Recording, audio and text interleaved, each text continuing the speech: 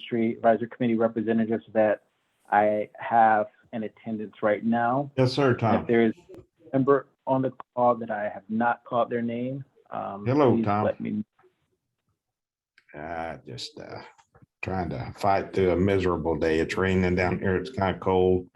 Everybody's grouchy. I'm sorry, who's off audio? Yeah. Do you know who that is, Jeff? Well, everybody has come out tight and firm today. Tony's kind of saying I picked him off yesterday, and I thought I left some on the table, but I can't find anybody cheaper than that. Okay. You see that, Daryl? Identified. Yep, I muted it. I muted Great, the line. thank you.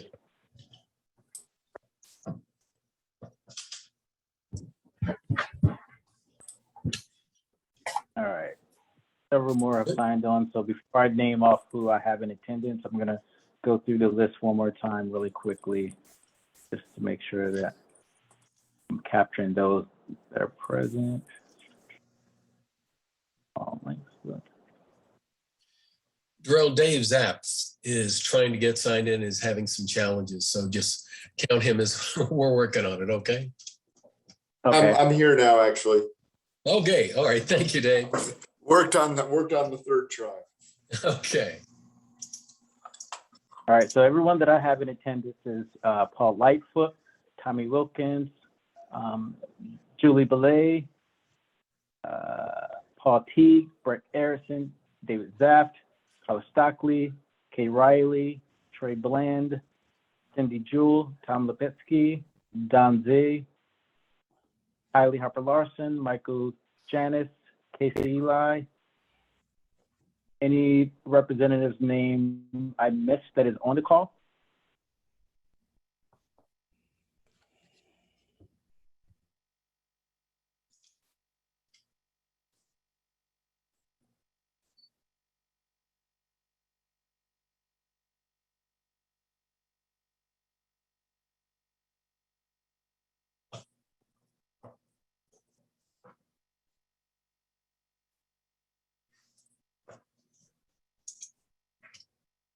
Give it one more minute before we get started.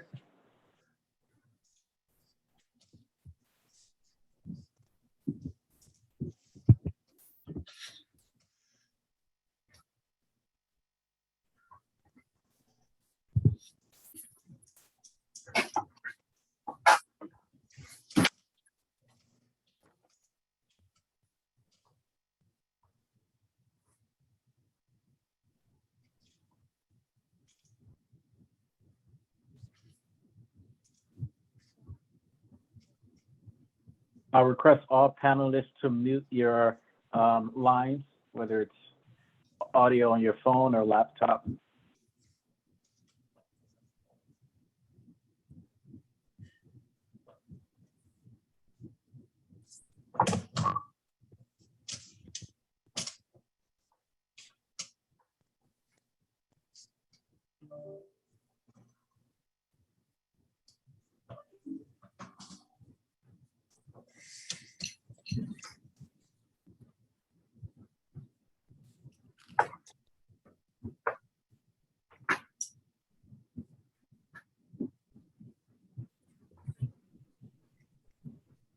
Yeah, put a spotlight on Paul Lightfoot.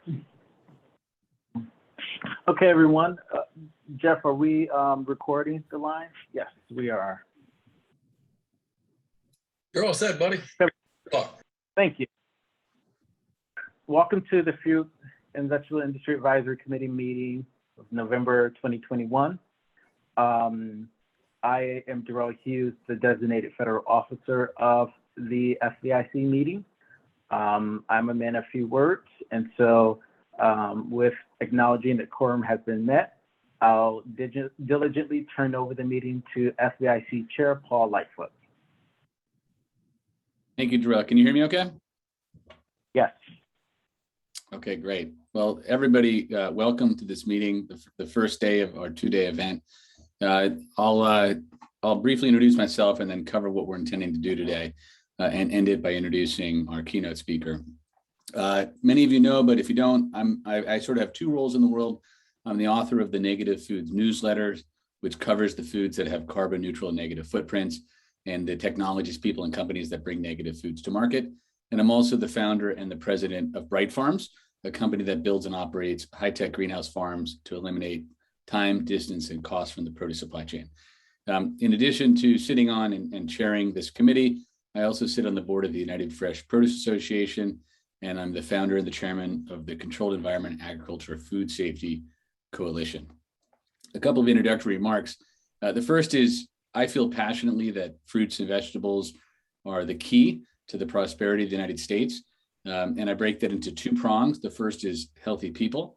If consumers ate more fruits and vegetables, you'd see diet-related chronic disease and death rates go way down. You'd see a massive decrease in healthcare costs, a massive increase in military preparedness, in economic productivity, and people's happiness.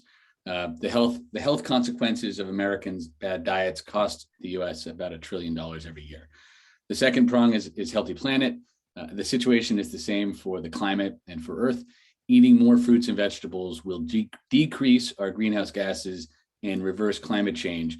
Therefore, if we convert our diets to more fruits and vegetables and less industrial meat and processed foods, this is really the number one thing we could do to reduce the carbon emissions of our society. And I say that to underscore that I think this is a big deal, and the work of the committee and of the USDA on matters related to fruits and vegetables is as important as anything. So this is the Fruit and Vegetable Industry Advisory Committee.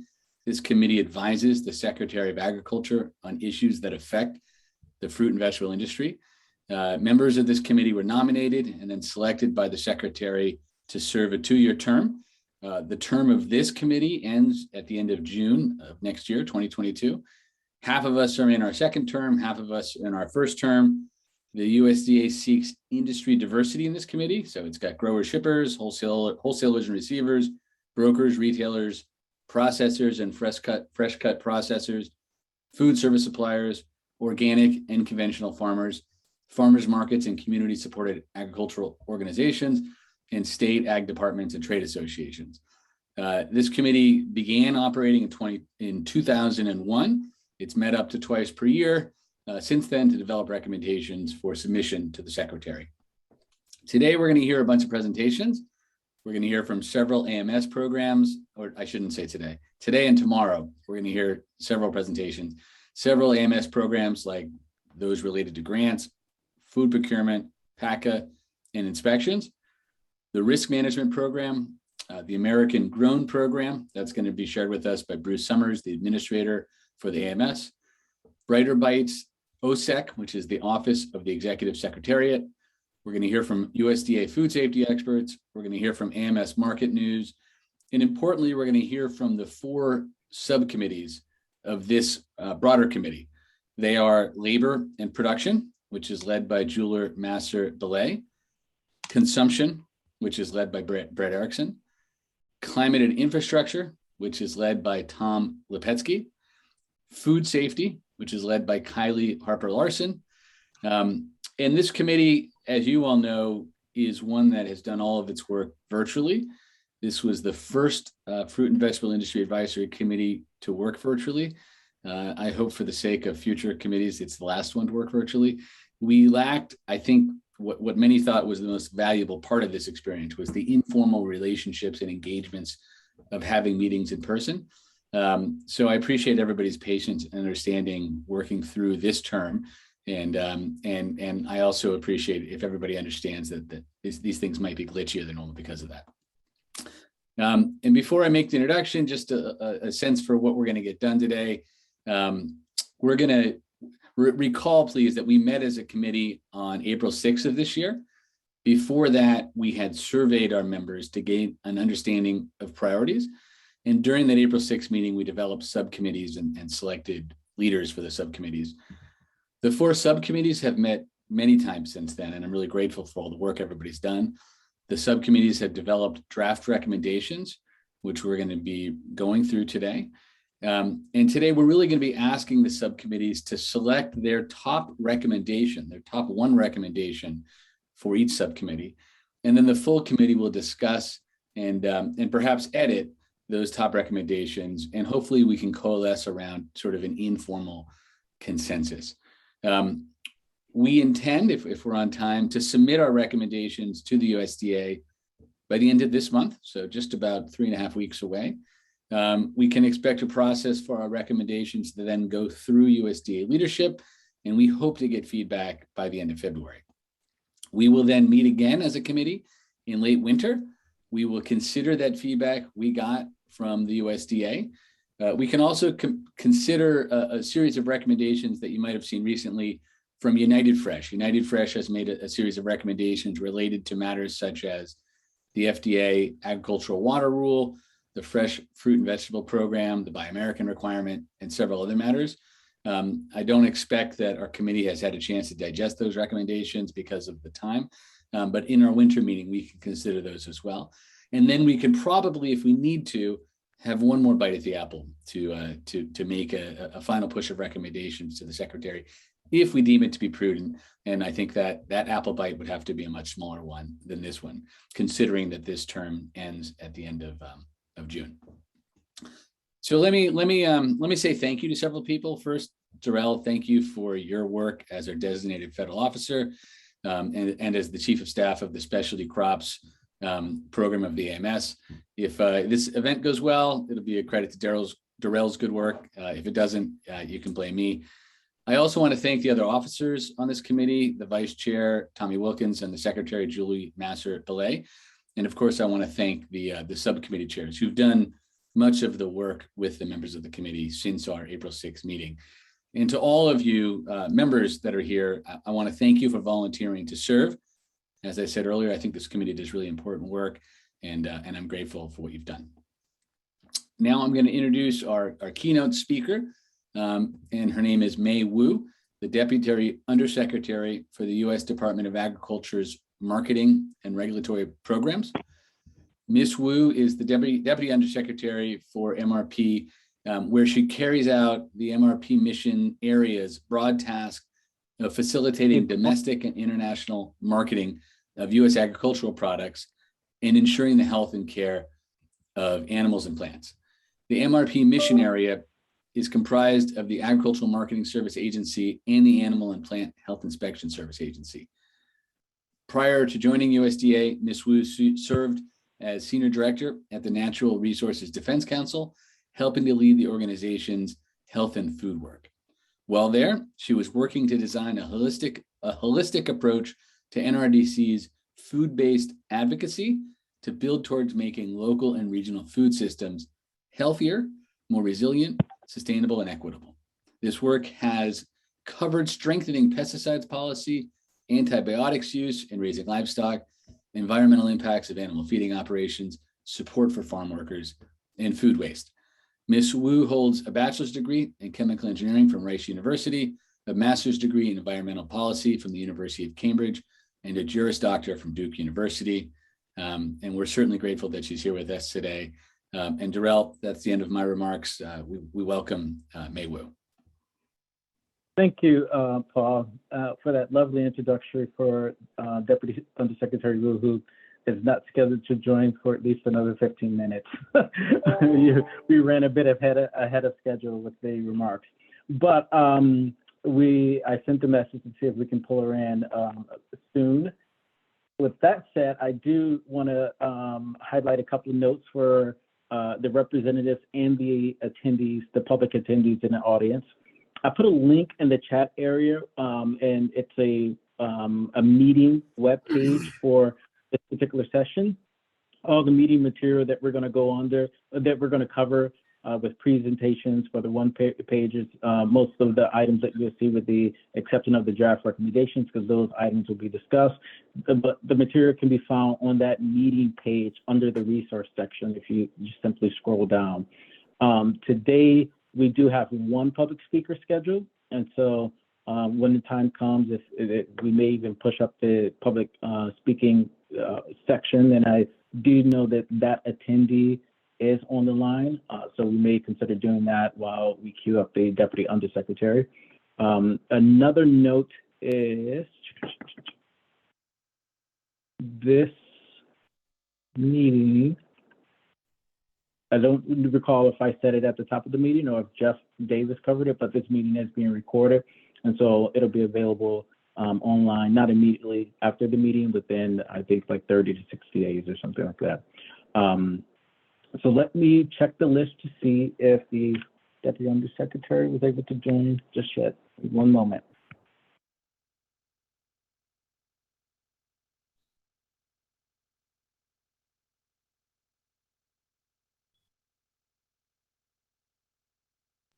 Darrell, she's at this time still not available, but I'll give you a shout out as soon as she signs in, okay?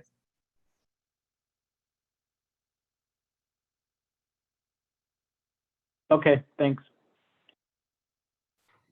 All right, we'll adjust the schedule and shift up the public comments period. There were two sets of ways to provide comments to the committee, written and public. The committee received via email both sets of written comments for them to review and consider. One of the speakers of written comments, a representative from United Fresh, will also be providing remarks as of now. So we're just going to shift up the public comments moment to right now. I'll go into the attended area to find Molly Van Loo and provide her with permission to talk. Oh, she's Great. gone. Oh, there she is. Yep. Oh, Can you hear me? yes, we can. Let me spotlight you for everyone so that you're on the screen.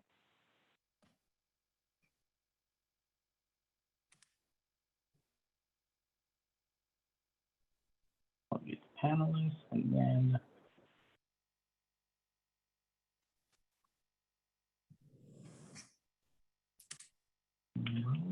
All right. that spotlight. There we go. Perfect. All righty. You have the floor. All right, great. Thank you. Good morning, everybody. There's some familiar faces on here. For those of you who don't know me, I'm Molly Van Loo with United Fresh Produce Association. I'm our Senior Director of Nutrition Policy. Appreciate the opportunity to chat today. I'm really just going to review the written comments that we submitted. So that was on behalf of United Fresh and PMA, the Produce Marketing Association. As everyone's probably aware, at the end of the year, we are dissolving the associations as we know it and creating a new, stronger association. So we joined forces on this particular comment. And I just, again, wanted to kind of go through many of the asks that we have of the committee for you today. So first, ag water, we asked that the committee urge USDA to push OMB to release that rule so that the HGAP standards, because they're contingent on that action, we need to see that move forward swiftly. Fresh fruit and vegetable program data collection. This is a program that occurs in many public schools throughout the country, but there's no kind of publicly available data on this program that allows you to kind of see exactly which schools are participating and how many students. So we'd love for you to encourage USDA to make that a public database.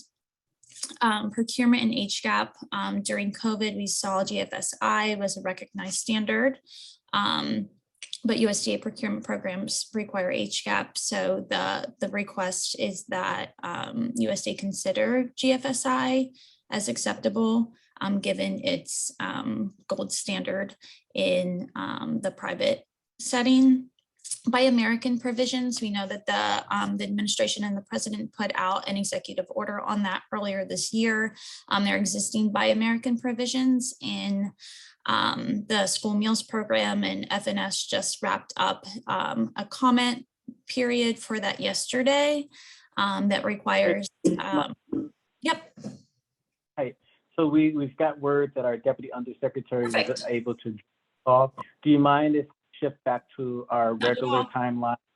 Okay, and then we can go back to your remarks. Sorry for interrupting you. No, that's fine. Thank you.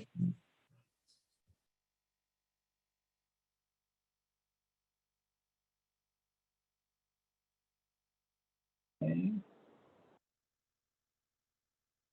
Mike. Hi, Deputy Undersecretary Wu. So we had a lovely introduction for you from our chair, Paul Lightfoot, and I think we can just go ahead and jump right into your remarks, since everyone on the call has received a welcome introductory from Paul Lightfoot. So you have the floor now.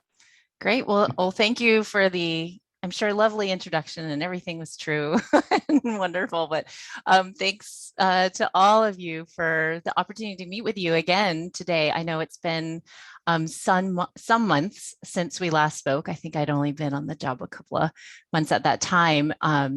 And while it's only been, maybe 6 months or so, it's definitely felt like years have passed. So, but I think that is also a reflection of how much we've done in these months since, and I'm really excited to share some of that with y'all today.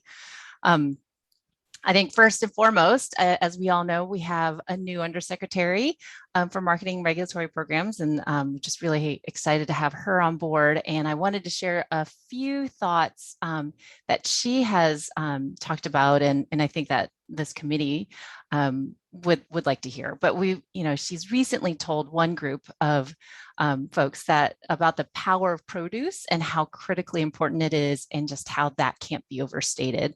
And so the fruits and vegetables on this committee that y'all represent really do make a significant difference in the lives of millions of Americans. And she's also talked about like the great power in working together to ensure that all Americans have access to fruits and vegetables. And so just these two statements alone really point to why we at USDA have allocated $1 billion to look at how to get more local and fresh food into our nutrition assistance programs. And so we, a few months ago, announced a few different programs around that. So one is $400 million for cooperative agreements with local, state, and tribal governments to purchase food for the food bank network from local and regional producers and from socially disadvantaged producers. And really the whole idea behind this program is about local procurement for food and to support local farmer and producer networks, and really connect them with the local feeding programs. And we're hoping to have the request for applications out for that program very soon, probably in the coming week to weeks. There's also an additional $500 million that we had put towards purchasing healthy food for the Emergency Food Assistance Program, or TFAP. And then another $100 million that is set aside for funding for infrastructure for food banks and food pantries, so that we can really open the door to more organizations to join TFAP and be able to expand their reach, especially into rural, remote, and low-income communities. That's not all that we've done. There's a lot more. So in addition to the food assistance, just last week, we announced the historic $169.9 million for the Specialty Crop Block Grant Program. And that's to support farmers growing specialty crops, including fruits, vegetables, tree nuts, nursery crops. And since 2006, USDA has invested more than $880 million through this Specialty Crop Block Grant Program to increase the long-term success of producers and to broaden the market for specialty crops in the US and abroad. At the same time of our announcement, our partners over at NIFA also announced $74 million for 21 recipients of their Specialty Crop Research Initiative Grants program. So that was very exciting. And then I'm sure y'all have heard a bit about our Build Back Better initiative at USDA. And there we're investing more than $4 billion into grants and loans and other innovative financing mechanisms, as well as looking at technical assistance that we can provide to really help strengthen the food system, to create new market opportunities, to tackle the climate crisis, and help communities that have been left behind, and really just to provide good paying jobs throughout the agricultural supply chain. On top of that, USDA is delivering more than $11 billion in pandemic assistance to help offset the costs of important measures that the industry has taken to keep the workplace safe. One of the ones that I really wanted to bring to y'all's attention is the announcement that we did back in early October through the Agriculture Marketing Service for the $700 million for the pandemic response and safety grants. And that one is really geared towards small businesses, including food processors, distributors, farmers markets, and small producers. So that one is actually still open right now. The application deadline for this really important grant program is November 22nd. We want to make sure that everybody who's eligible for it and who incurred costs during the pandemic, whether it was some retooling that they had to do, or buying PPE, or putting up other protective measures in their facilities, this is an opportunity for them to get some of those costs back through this program. And so I really urge all of y'all to help us spread the word to everybody to apply for those. All of the information on how to do that is on our website, the AMS website. So please do help us spread the word, because we want everybody who incurred costs to get back what they can. On top of that one, I'm just adding more and more. AMS is also putting out another $700 million for farm and food workers relief. And that's a different grant program that's specially geared towards farm workers, meat packing workers, and then the frontline grocery workers. And that's also for expenses that they've incurred during the COVID pandemic. And really all of this is meant to align with the administration's efforts to revitalize our economy and provide relief to historically underserved communities. And if you have questions or if the folks that y'all reach out to have questions about either of those grants, please do reach out to AMS. We want to we tried to make it as streamlined and easy as possible, but it's still the federal government. So AMS is ready and willing to help provide any help that anybody needs to apply. But all of these historic investments and all of the initiatives that we are putting forward really do require us to collaborate in order to make this successful. And so, again, I encourage you and all of your respective organizations to continue providing the kind of feedback to us throughout the process, so we can make sure that we're executing these programs and strengthening them so that we have some long-term sustainability there. We really are ready, willing to listen and work to create more and better and fairer markets. We want to implement climate smart agriculture and forestry practices. We want to address nutrition insecurity, and then we want to ensure equity for underserved communities, including lowering the barriers to access to our programs. And these are really critically important priorities for USDA. So just a little bit more, when we work together, I think we can create these more better and fairer markets. And we do that by increasing access to local and regional food. We do that by expanding opportunities for interstate and international commerce. And we'll do it by preventing the spread of pests and diseases. But that's, just some of the things that we're doing to help build this, new and better markets. And we are also continuing to promote our local and regional supply chains through the farmers market and local food promotion programs. We have our regional food system partnerships programs, and we are working to ensure the fair and open markets through the Perishable Agricultural Commodities Act. So USDA's pandemic relief and our Build Back Better initiative will continue to bring more resources to the local and regional food system sector. Will help transform them to have greater focus on more resilient local and regional food production, and to offer these fairer and new markets for all the producers. So we're also working, like I said, to address the ever-growing climate crisis. And so here at USDA, we're looking at opportunities to expand the voluntary adoption of practices that put agriculture at the heart of tackling climate change and fostering sustainability. We've got a multi-pronged approach, and it covers research, outreach, and education, conservation incentives for farmers and foresters through existing programs, and support of new markets for environmental benefits that are generated by the agricultural sector. And I know many of y'all have already started paving the way on conservation practices, on precision agriculture, and on circular economies. And we know that we have to help provide motivation towards these practices and to support them, because there is power and promise in climate smart agriculture.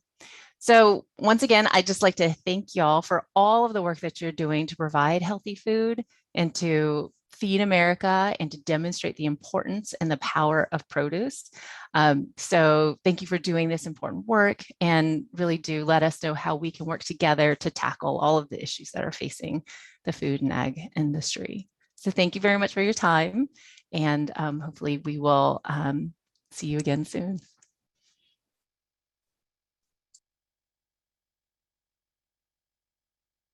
Thank you very much for those remarks.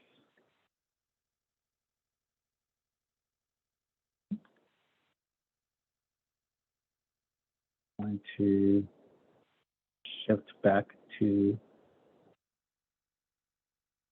the agenda and go directly into our next set of speakers. So now we'll be hearing from AMS Grant Programs. AMS Programs. It'll be a string of programs that will start off with, discussing grants. I have, see if I can find John. I'm right here.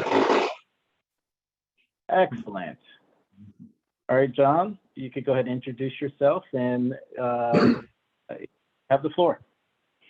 All right. Well, my name is John McClosick. I work in the AMS's grants division. And I've been working with AMS and grants since 2008. Started out with the Specialty Crop Block Grant Program as a grants management specialist. The grants division oversees 10 regular order grant programs, which includes Specialty Crop Block Grant Program, Farmers Market and Local Food Promotion Program, and several others. I'll get into a few of those regular order grants here. We're also in the process of implementing 4 funding opportunities that are specific to the pandemic response. So, which is inclusive of what May was talking about with the pandemic response and safety grants, as well as the standing up of the Farm and Food Worker Relief Grant Program. I've got Darrell, I don't know if you're going to be sharing the flyers. Yes, I'm pulling it open right now. I was just dealing with a technical glitch. Which PDF do you want me to open first? The opportunities or the pandemic response? The grant opportunities, please. I'd like to start out with the regular order grants and then get into the pandemic response. But I will say, May did a wonderful job of highlighting our grant programs. So I feel like I'm, to a certain extent, repeating what she already said, but hopefully providing a little bit more detail for you all. So, all right. And so as you can, as Darrell is setting this up, you can see the first page of the Grant Opportunities flyer really covers the Local Agriculture Market Program we call LAMP. And that actually has 3 different grant programs underneath it. It's the Farmers Market and Local Food Promotion Program, the Regional Food Systems Partnerships, and the Value Added Producer Grants. AMS actually implements 2 of those programs. That's the Farmers Market and Local Food Promotion Program and Regional Food Systems Partnerships. Now, with the implementation of the Farmers Market and Local Food Promotion Program, we've actually divided it into 2 components, focusing in on the Farmers Market promotion aspect and then the local food promotion aspect of it. The programs are evenly funded and strengthen local and regional food systems and local and regional food enterprises. The program helps increase access to and availability of locally and regionally produced agricultural products and new market opportunities for farmers and ranchers. The eligible applicants for this program include the agricultural businesses and cooperatives, producer networks or associations, community-supported agriculture networks or associations, food councils, local governments, nonprofits, public benefit corporations, economic development corporations, regional farmers market authorities, and tribal governments. Applications received through these funding opportunities are competitively reviewed by peers. And so these are, they're actually fairly competitive, in that we traditionally fund right around 15 to 20% of the applications received. We're in the process of finalizing the FY21 application cycle, and we're hoping to announce that soon. This cycle was actually substantively larger than previous cycles because we, in addition to the Farm Bill money that's allocated to us on an annual basis, we had a supplemental appropriation through the Consolidated Appropriations Act of 2021, which provided us about $75 million to fund projects through this program. So it really gives us an opportunity to really help the local and regional food systems, funding additional projects and larger projects as well. We do have more information on these programs on our website, with www.ams.usda.gov, and we've got a specific area where you just put a slash at the end of that and go and say grants, and it gives you all of our websites for the AMS grant programs. All right, and also, as mentioned, we implement the Specialty Crop Block Grant Program. This program focuses on the fruit and vegetable industry, as well as the horticulture and floriculture industries as well.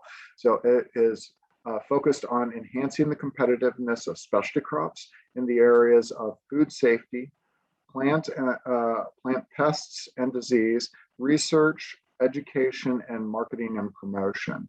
The funding is issued to the state departments of agriculture through a formula, and the states then coordinate with the specialty crop industry to establish funding priorities for their competitive processes and project selection.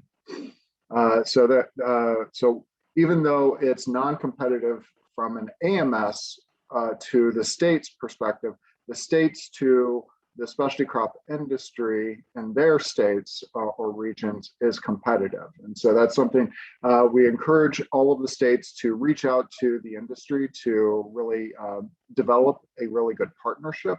And I hope, and I saw that Tom Lipitsky is on here. And so I know that he works very diligently with the Colorado industry. So this year, as May mentioned, we also had a supplemental with the Specialty Crop Block Grant Program. And so this year we were issuing a historic amount of funding through the program. We, of course, issued our regular order $72.9 million to the states. But we also had $97 million through the Consolidated Appropriations Act of 2021. And since that was such a large supplemental, we gave the states an additional year to conduct their outreach and project selection processes for that pandemic response. So our agreements are normally 3 years in length, that we expanded that period of performance to be 4 years. understanding that that states need additional time to do that, like real thought process on what the specialty crop industry needs on a local basis at the state level, and really get into the communications with that with their specialty crop industry. And so this gives them an opportunity to really be thoughtful in their response to the pandemic as it relates to the specialty crop industry. We also implement the Specialty Crop Multi-State Program, which is actually a component of the Specialty Crop Block Grant Program. That's actually a $5 million set aside annually. It's money that does not expire.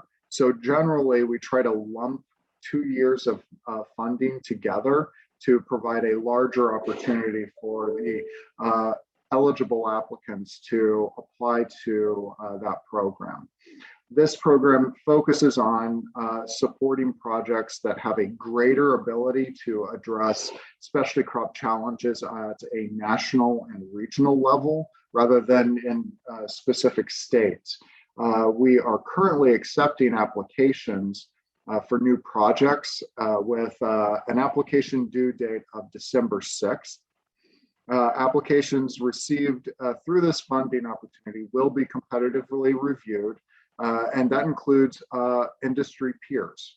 So if you're interested in helping us review applications, this is a really great opportunity to learn more about the program, see projects that are being submitted, and see how that we're going to work through this process of selecting these projects.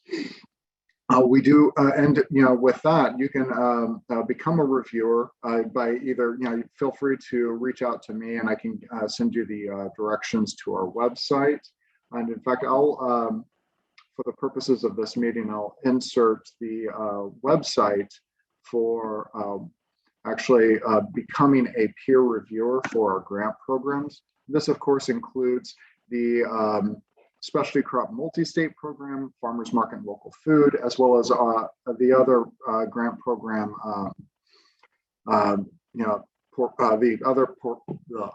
it's a Tuesday or Wednesday, I can't think.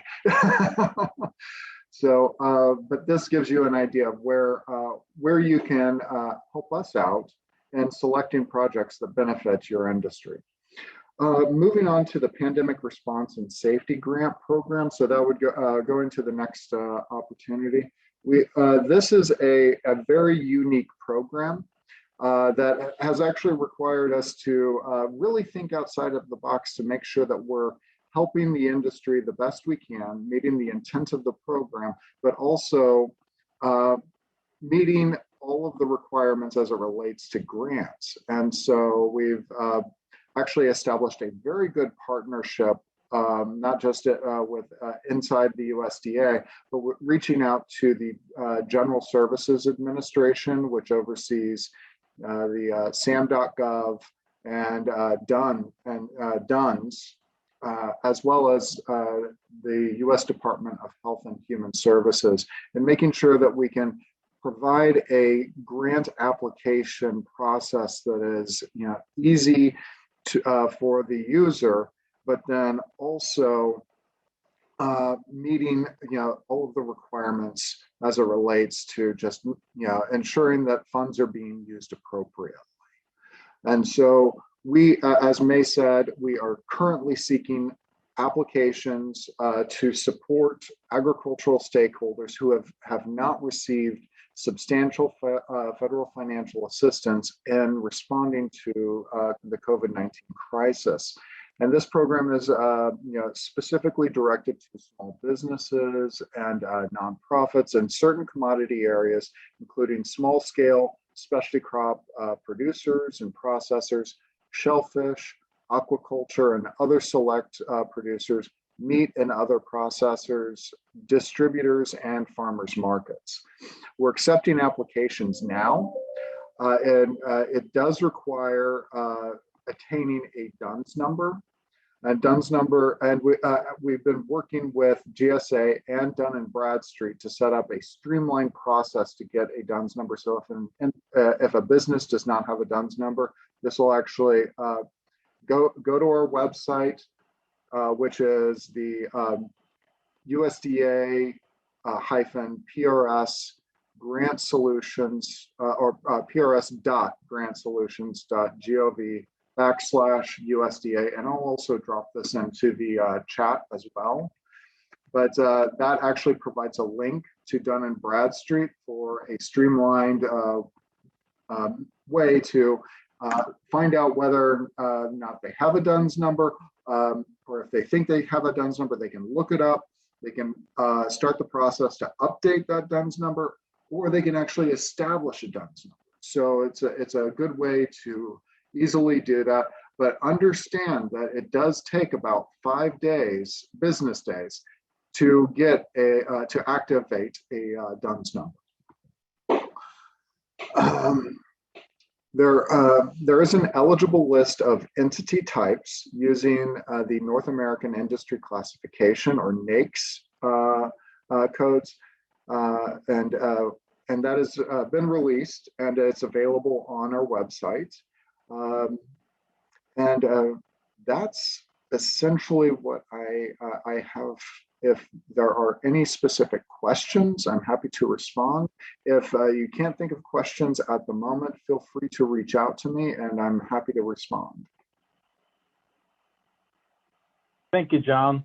And also, as a reminder to all the participants, those two PDFs, while I didn't share it as gracefully on the screen, they are available on the meeting link or meeting webpage on USDA's website for this particular meeting. It's available in the chat area, and I can resend it again for any public attendees who joined the call prior to me providing that link. I'll resend it out shortly after I complete these remarks. And so I'm going to queue up the next speaker, who will be our colleague Chris Purdy from our procurement team. Let me get your presentation ready to go. Okay. Good morning, everyone. As Darrell mentioned, I'm Chris Purdy. I'm the Associate Deputy Administrator with AMS Procurement Program. I recognize a lot of names and faces on the meeting today. I was with the Specialty Crops Program, working with Sonia and others for about 10 years before I came over to the AMS Procurement Program about 3 years ago to help with a number of special purchase programs that I'll touch on. In the next few minutes, I want to provide an overview of AMS Procurement Program for those that are not familiar with us. Talk about our recent purchase efforts impacting fresh fruits and vegetables. Provide information on how to get involved with the Commodity Procurement Program, and briefly discuss a new program we have developed to help states and tribal organizations buy more locally produced foods. May mentioned this during her discussions as well. I'll provide a few more details. We could go to the next slide, Darrell, that'd be terrific.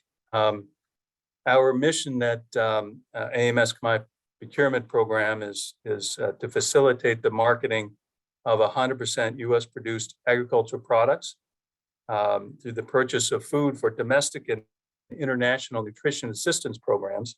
Simply put, we feed the hungry in the U.S. and around the world. Now, how do we accomplish this? We are next slide, please. We're a federal procurement operation. We use a competitive bidding process to purchase food from vendors that have gone through the application process to do business with us. Our actions are guided by federal acquisition regulations and the agriculture acquisition regulations. We serve as the procurement arm of USDA's Food and Nutrition Service for domestic purchases to help with domestic programs. and internationally with U.S. Agency for International Development and USDA's Foreign Ag Service.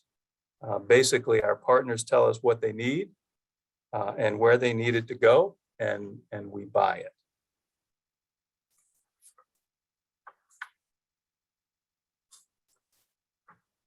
One more, that'd be terrific.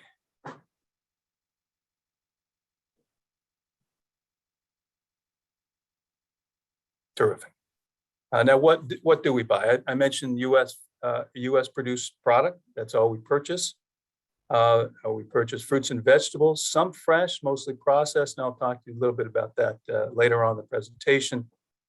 Dairy products, beef, pork, poultry, fish, and eggs, and grains and oil seeds. We're purchasing primarily by the tractor trailer load full and shipping it throughout the U.S. And territories, with some exceptions. Next slide, please. Darrell, I mentioned who do we buy from? We buy from vendors who are registered to do business with us. We have hundreds of vendors who supply a variety of food to us. Roughly half of the contracts we award are to small businesses with various categories outlined on this slide. This administration has asked us to step up our small business and medium-sized business contracting activities, if possible. So we're focusing on those segments quite a bit. I'll talk to you a little bit about some of the outreach we're doing in that area as well, and ask a couple questions of the committee. Next slide, please, Darrell.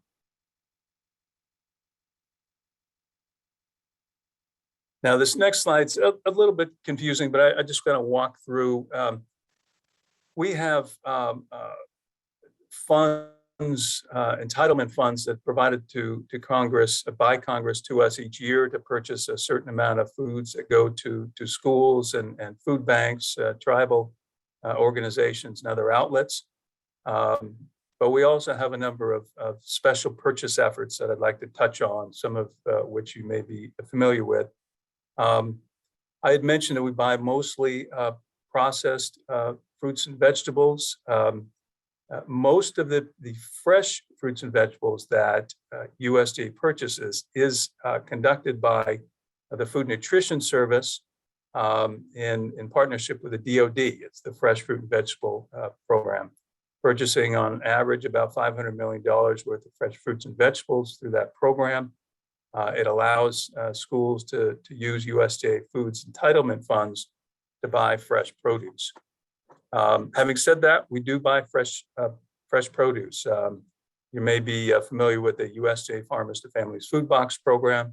It was a one-year effort designed to respond to crisis brought on by the COVID market disruptions. We saw farmers leaving fruits and vegetables in the field, dairies dumping milk, and in some cases the livestock industry destroying some of their livestock.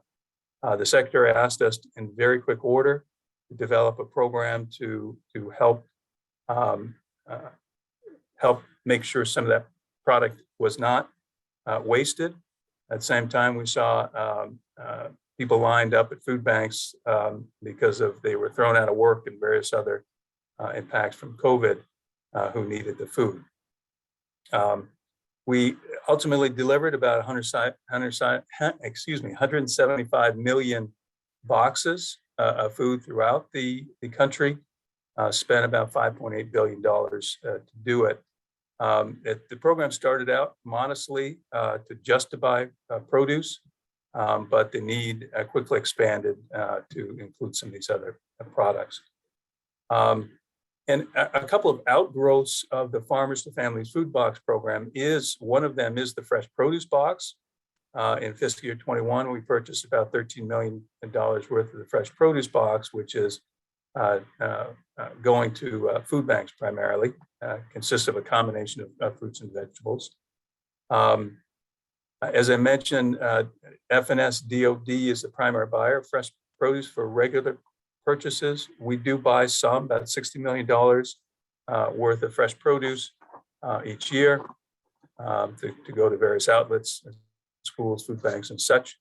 We have a number of special purchase efforts that we have completed, but also are ongoing. Trade mitigation is complete. It was a 2-year program in response to unfair tariffs.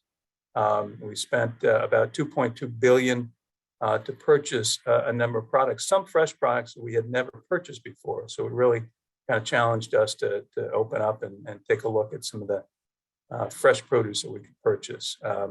Normally, we're buying apples, oranges, potatoes for food banks on a regular basis.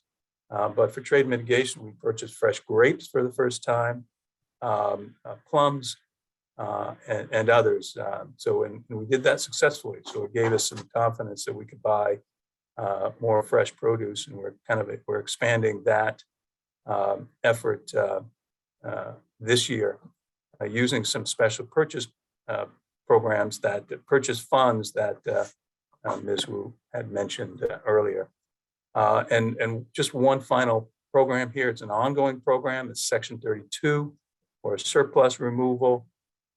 Industry groups, if they're experiencing a market disruption of some sort, can essentially petition USDA to purchase an additional amount of their particular commodity for distribution to food banks primarily. That's an ongoing program. We buy a variety of fresh fruits and processed fruits and other products using Section 32 funds on a yearly ongoing basis. And there's one in the program that Ms. Wu mentioned, using CARES Act funding. We're purchasing about $400 million worth of food, some of it being fresh and processed fruits and vegetables for distribution at food banks. And Ms. Wu mentioned $500 million. $100 million of that is going to states to help build their local distribution efforts, freezer space, warehouse space to allow effective handling of product that we're sending to their outlets. We've seen next slide. Yeah, thank you. We've seen the money that we're spending on food increase significantly over the past 3 years because of various market challenges. Normally, we're purchasing about $3 billion worth of food, and over the past year, it's jumped to about $8 billion. Now, I just want to touch on a couple of the procurement challenges that we're having. Certainly not unexpected. I'm sure anybody in the food supply chain are experiencing the same things. We're having challenges obtaining, and prices are going up for canned products, retail shelf-stable products, meat items, ultra-high temperature milk. Interestingly, we're not having as many problems purchasing fresh produce on the very positive side. Next slide, Darrell. Causes are pretty obvious. Market disruption caused by COVID-19, problems getting packaging. Our suppliers having problems getting packaging, finding drivers to drive their trucks. Weather over the past year, certainly, as you know, has had a significant impact on availability of product, forest fires, hurricanes, and you name it, all impacting our ability to purchase product. I see a question from Don Zay. I don't believe that are dried fruits available for the DoD fresh fruits and vegetable programs. I do not believe so, but I can certainly verify it's fresh fruits and vegetables. There are other outlets, as you know, Don, for dried product. And I didn't mention dry, but we buy a significant amount of dried food for food banks and such. Want to touch on outreach a little bit. The administration has really asked us to focus on finding additional small and medium-sized fruit and vegetable vendors, particularly processors. We plan doing significant outreach over the past over the next year. using webinars, industry association meeting, participating in industry association meetings, one-on-one discussions and such. We would certainly welcome any feedback on how we might identify small to medium-sized processors, as well as identify any barriers that they're experiencing to doing business with us. Next slide, Darrell. Just wanted to touch on two changes to our vendor qualifications for this year. As of October 1st, all new vendors will have to have their technical audits and inspections completed before they can submit a bid. We're also offering some alternatives to audited financial requirements. I know, particularly on the fresh fruit and vegetable side, that may be a challenge sometimes to submit audited financials because of ownership structures of the companies. But we're working to provide some alternatives in that area for new vendors. If you're interested in learning about becoming a vendor, please contact Andrea Lang at usda.gov. Her email is on the slide. And just want to wrap up just touching on USDA commodity procurement, or AMS's commodity procurement program has never handled cooperative agreements. So this is going to be handled grant programs, cooperative agreement programs. It's a new effort for us, but the administration asked us to focus on it. This is also an outgrowth of the food box program, where we successfully purchased a lot of local food for distribution to where it needed to go. The Local Food Purchase Assistance Cooperative Agreement Program, or LFPA to us, is authorized by the American Rescue Plan. LFPA will award non-competitive cooperative agreements to state and tribal governments to support local, regional, and socially disadvantaged farmers and producers. These cooperative agreements will allow for procurement of local domestic foods that are unique to a geographic area, meet the needs of the population, and improve access to healthy and nutritious foods. And they'll target distribution to reach underserved communities. And finally, just wanted to mention that the program will be announced through a Gov delivery notification posted on AMS website, as well as announced on grants.gov. Program requirements will be contained in a request for application, RFA, that'll be posted on grants.gov. And a goal from this effort is to share best practices and lessons learned to maintain and improve food and agriculture supply chain resilience. That'll wrap it up. Excellent. Thank you, Chris. I appreciate you providing remarks, and there is a bit of a delay on my end, so I thank you for dealing with that presentation delay. If there are any additional questions, we do have a little bit of wiggle room. Are you available to take one or two questions from the committee? Yeah, sure, absolutely. All right, let's see if there's anything in the chat aside from what Don Zay requested. Are there any members that have a quick question for Chris Purdy on procurement? All right, with that, Chris, thank you for your time, and we can shift on to the next presentation from AMS PACA Director, Judy Rutman. Let me cue you up at your spotlight, and Chris, you have a very lovely day. Thank you. Hi, Judy. The floor is yours. You can introduce yourself. Thank you. I'm Judy Rudman. I'm the director of the Perishable Agricultural Commodities Act Division. And can you get our presentation up there, Darrell? Yep. Make sure. And if you want to start, okay. Yeah, I know there's delays. Okay, if you can go to the first slide and then I'll tell you each time. How about that? Perfect. Okay. All right. 1 second here as we navigate our technical stuff. Okay. I'm glad to be with you all today. I appreciate the opportunity to speak to the industry that we serve whenever we can. We'll do a quick overview of PACA and provide updates since we last met in April. We recognize the challenges of the pandemic continuing, with the challenges related to worker shortages and supply chain being what we're hearing about now. You know, when we met in April, it was still concerns about contamination. Things are shifting, but we're seeing the resilience of the industry in navigating the challenges. We know you're still working hard to combat those challenges, and we're ready to assist you in resolving disputes involving your produce transactions. We will continue to work to advance fair trade in the produce industry. Many of you are affiliated with companies that are licensed under PACA, and just a brief background on who we are and what we do. As you may know, the Perishable Agricultural Commodities Act was enacted in 1930 at the request of the produce industry to promote fair trade. PACA works in partnership with the fruit and vegetable industry to facilitate fair trade practices through education, mediation, arbitration, licensing, and enforcement. We work to ensure that we remain relevant to you, the industry that we serve, almost 92 years later. The industry continues to rely on PACA services to settle disputes and to ensure that farmers and sellers of produce get paid. Next slide, please, Darrell.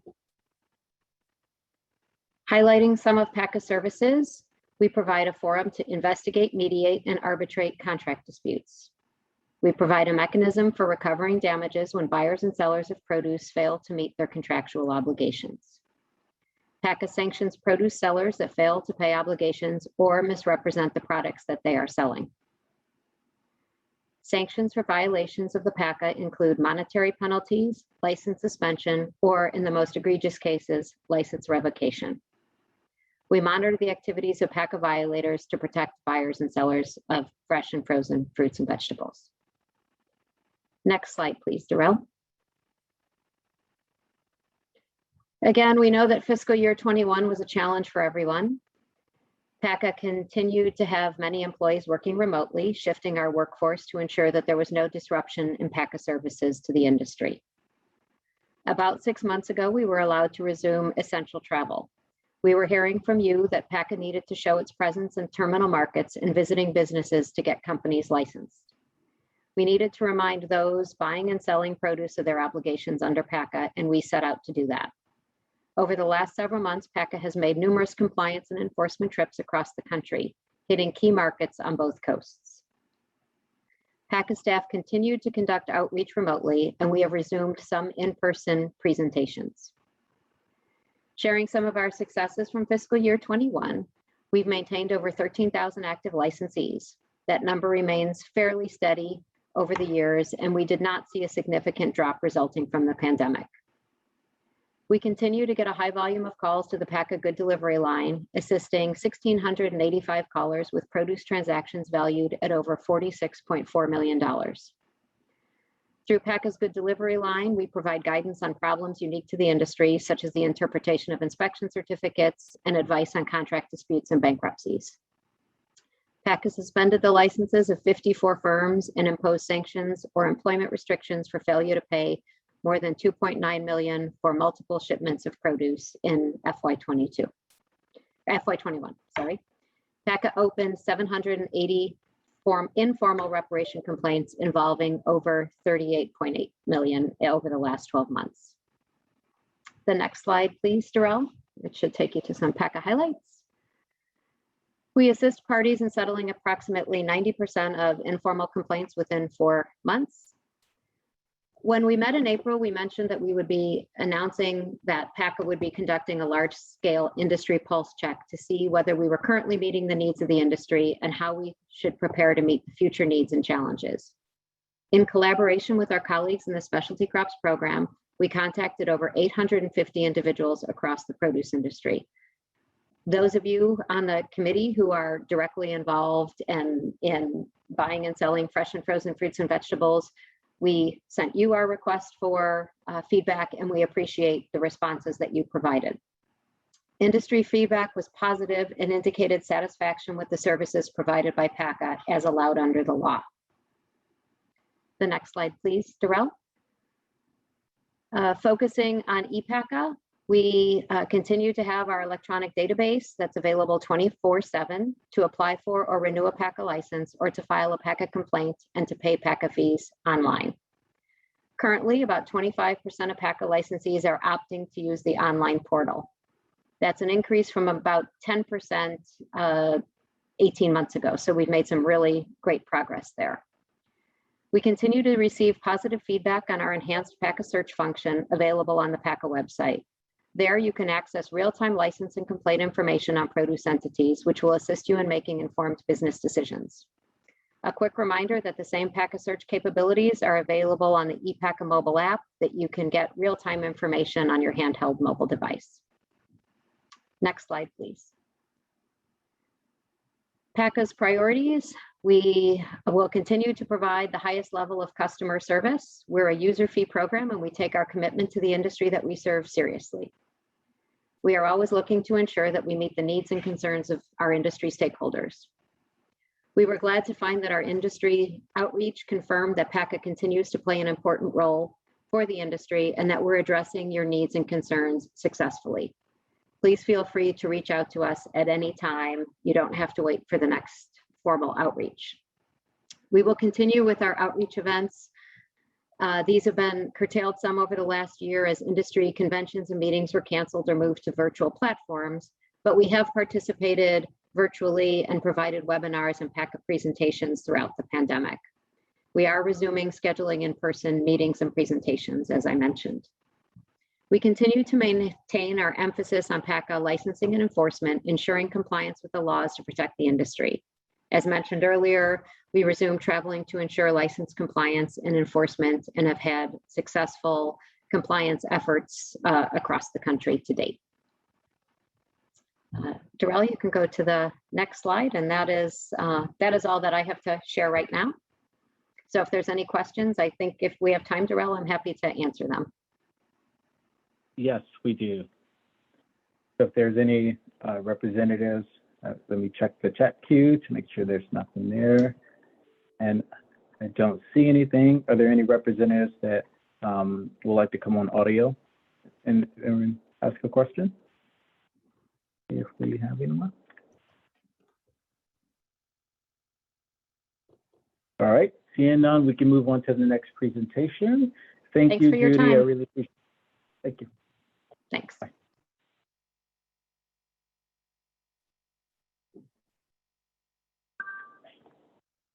Next presentation. Jessica, spotlight you before you get started. Jessica. Good morning. Can everyone hear me okay, I hope? Yes. Okay, Yeah. wonderful. Wonderful. While Darrell is loading our presentation, I am Jessica Brower. I am the Associate Director of Field Operations for the Specialty Crops Inspection Division. And we are the folks that do the grading and auditing and inspection for both fresh and processed fruits and vegetables, nuts, and other specialty crop commodities. I've been with USDA 37 years, and I like to say it was a preschool to work program, but I have had the opportunity to work in a number of offices and in a number of areas within our program. So with that being said, SCI provides grading and inspection certification services, as well as we provide voluntary audit-based services that verify good agricultural and manufacturing practices, passive traceability, food defense, and export certification. We're the folks that help develop and maintain the U.S. grade standards and related guidance and the commodity item descriptions. Our services are voluntary, except when mandated by a federal marketing order or school lunch or other feeding programs. And our services are provided on a user fee basis to anyone with a financial interest in the product. Based on our 2020 numbers, SCI inspected and certified 60 billion pounds of fresh and processed fruits and vegetables and related products, And this includes 2.2 billion pounds of specialty crop products for the domestic feeding programs that Chris talked about, as well as school lunch, valued at 2.9 billion. SCI also ensures the quality of 310 million military ration servings. We conduct more than 4,000 food safety verification audits, and we issue more than 12,000 export certificates. We offer over 300 US standards to facilitate marketing. We review around 1,000 child nutrition labels for the school lunch program, and our folks train more than 2,000 federal, state, and industry participants. So that kind of gives you a little bit of a perspective of what we typically do volume-wise. Darrell, next slide, please.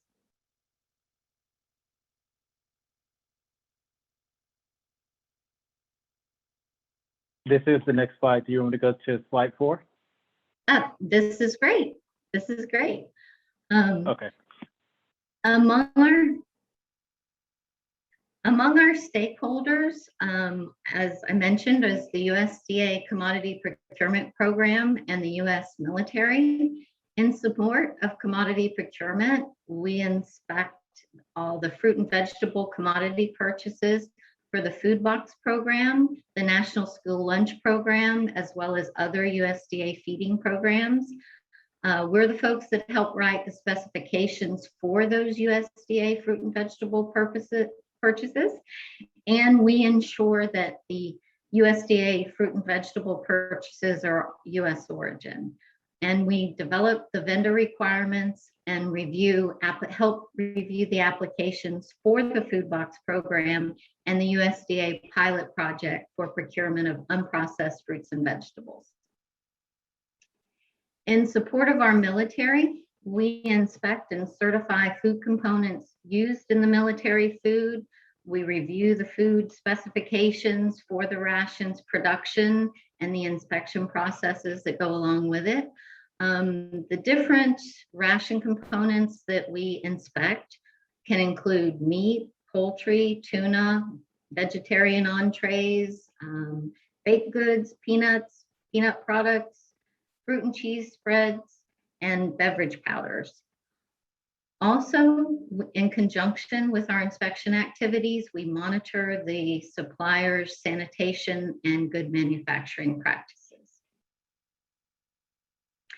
Next slide, please. Across the US, SCI has 41 field locations, and through a combination of full-time, part-time, and intermittent, we have around 650 employees and 3,000 state cooperators. Next slide, please. Through our inspection services, we issue inspection certificates to class, quality, quantity, condition of the product upon shipping or receipt into interstate commerce. And as we're a voluntary service, in a lot of instances, our customers can choose the inspection type.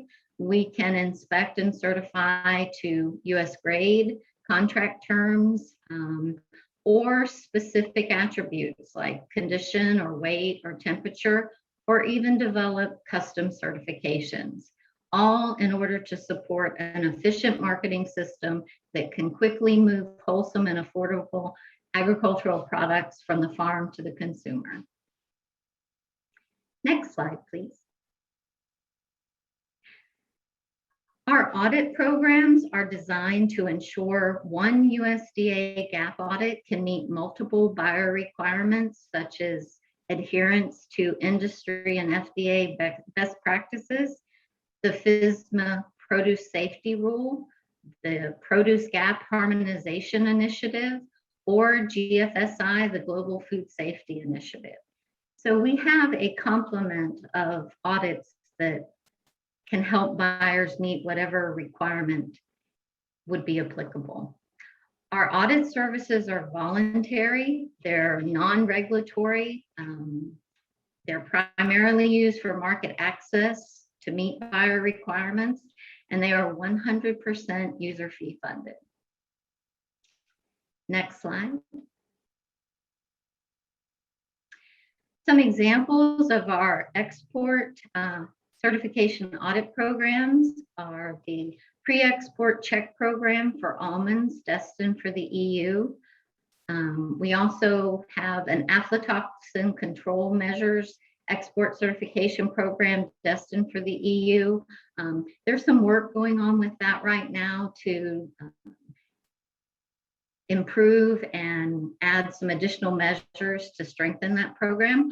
Also, the European Union certification program for sprouts and seeds for sprouts, as well as the pistachio export aflatoxin reporting program or PAIR. Next slide, please.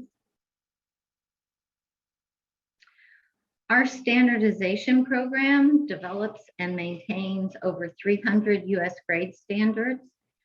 These define the quality and condition factors for the fresh and processed fruits, vegetables, nuts, and other specialty crops.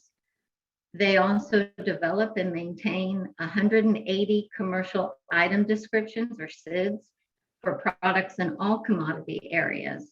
These SIDs are the official US government procurement documents that describe the most important characteristics of a commercial product, and they are typically what's used by buyers to specify the product that they want to purchase. Next slide, please.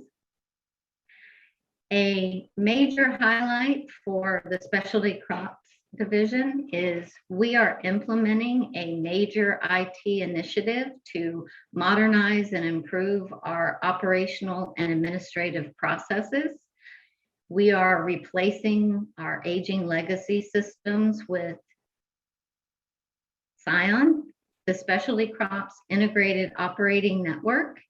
This is a new automated platform supporting our grading and inspection and audit business processes. And the new Scion system is going to allow our applicants to request services and access their certificates and audit reports and billing statements all online. I believe that I got a question. Let me see. Let's see. I don't see a question in the chat unless it was sent directly to you. Okay. Yep. All right. I'll take a look at that and develop a response moving forward. This last slide depicts the timeline for our Scion implementation. The first major release just occurred very recently on September 27th of this year, which addressed our process lot inspections, plant surveys, as well as audits. And we have two major releases that we are will be implementing in 2022 that will address the other major service areas within the specialty crop division. So that is my brief overview of what we do, and I appreciate the opportunity to advise the committee and tell you a little bit about what we do, but I'm happy to answer questions if anyone has any. So I see one hand raised from Representative David Zatt. You can unmute yourself. Yes. David? Thank you, Jessica. My question was, as the USDA looks to expand its vendor base for various products, as well as provide access to smaller and underserved producers, it seems that the addition of requiring a USDA fruits and vegetables plant survey and food defense survey is an unnecessary cost when most of these producers are already required by their customers to have a GFSI level audit that is more intensive and onerous as far as the checking and verifying that the plant has good sound food safety processes. And so I was wondering, is there any thought that the AMS could accept a third-party GFSI audit in lieu of the AMS plant surveys in order to allow cheaper and more extensive access to small producers?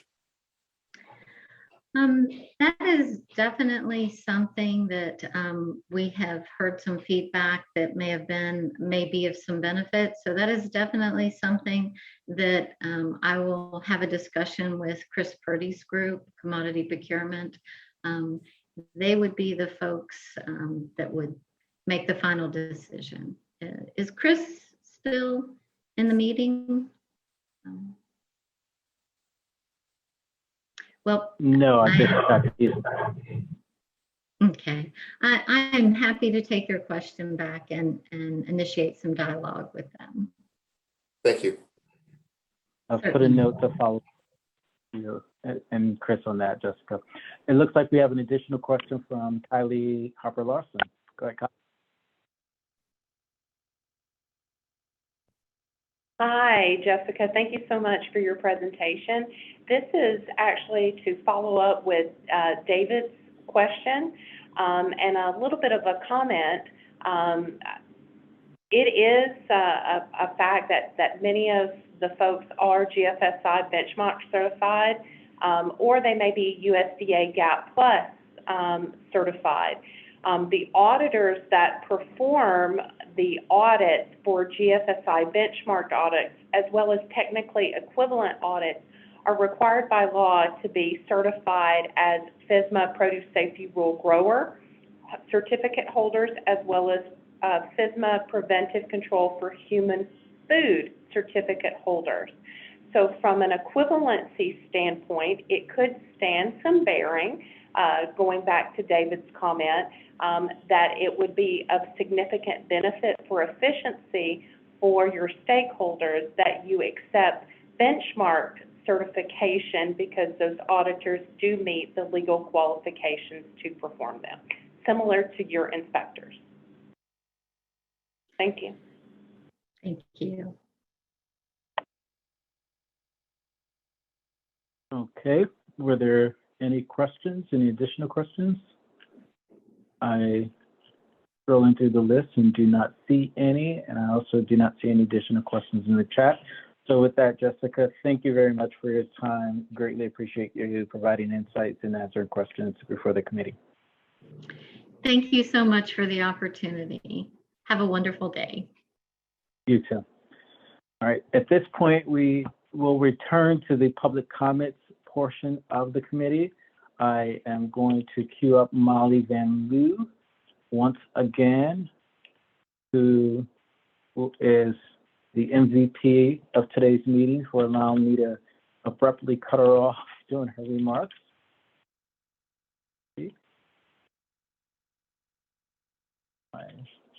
All right. Okay, can you hear me? Yes, we can. Thank you, Molly. We greatly appreciate your flexibility this morning. Of course. Thank you, Darrell. Hi again, everyone. I think we left off on Buy American, and I was saying that this is something that FNS had solicit comment on, and that was due yesterday.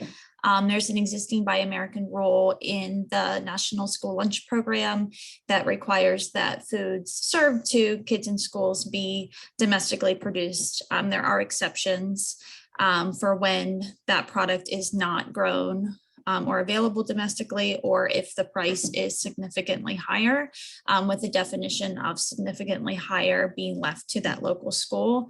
And it does create a lot of challenges at the local level in understanding, and USDA recognizes this, of how schools interpret it. And in looking at the comments that have been submitted already, schools have far and away, we're using fresh produce as an example of it being very burdensome. Everyone supports the intent of it and certainly wanting to prioritize procuring domestically. But as you all know, the growing season doesn't align perfectly with the school year, and we don't want to see any policy negatively impact students' access to fruits and vegetables during the school year, particularly as we're looking at increasing consumption. So we really just ask that the advisory committee elevate this issue and use your expertise to work with USDA on some guidance on how we can support the intent of the policy while not having any unintended consequences that will limit access and consumption. Next issue, the vaccine requirements for contractors.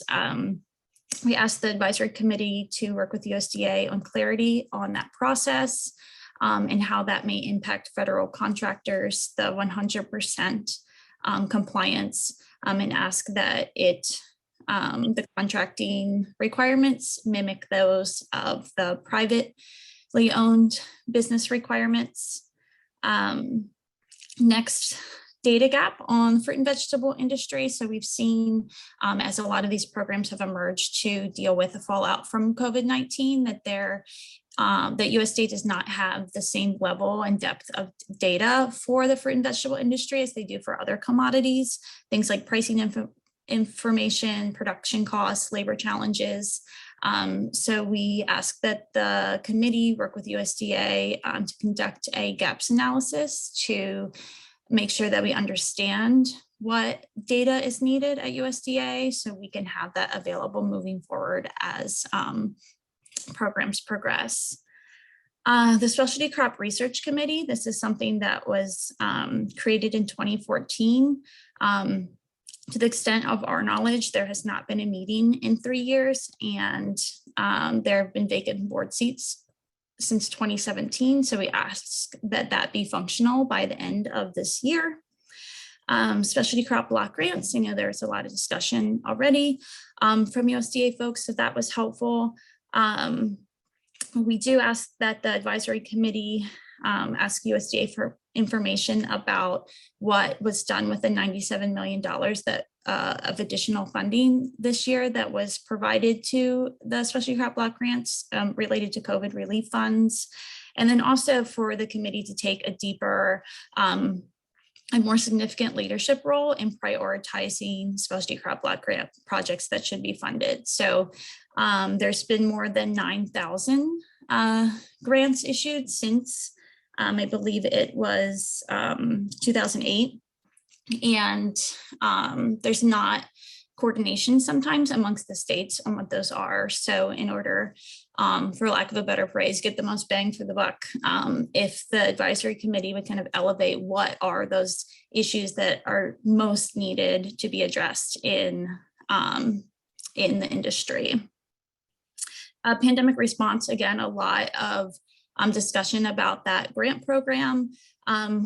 We believe that Congress did allow for funding of mid-size, not just smaller operations. So we encourage the advisory committee to work with USDA to see if a program can, to move forward with a program that will be more inclusive of mid-sized growers as well. USDA did a study with some local and regional organizations around the response during COVID, and we would like to see something similar done looking at the fruit and vegetable industry. I think that that could be very useful as USDA moves forward with programming. And then last two, labor, just kind of tied into the gaps analysis as well, looking at just having more robust data around the labor challenges that impact the fruit and vegetable industry. And I don't need to tell any of you about that.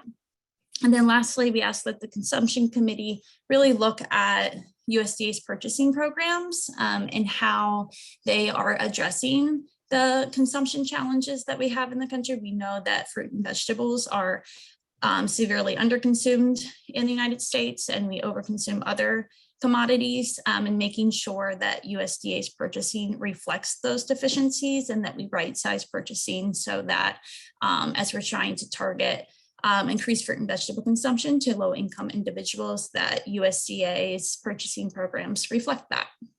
So with that, I think I am done. Thank you for the opportunity.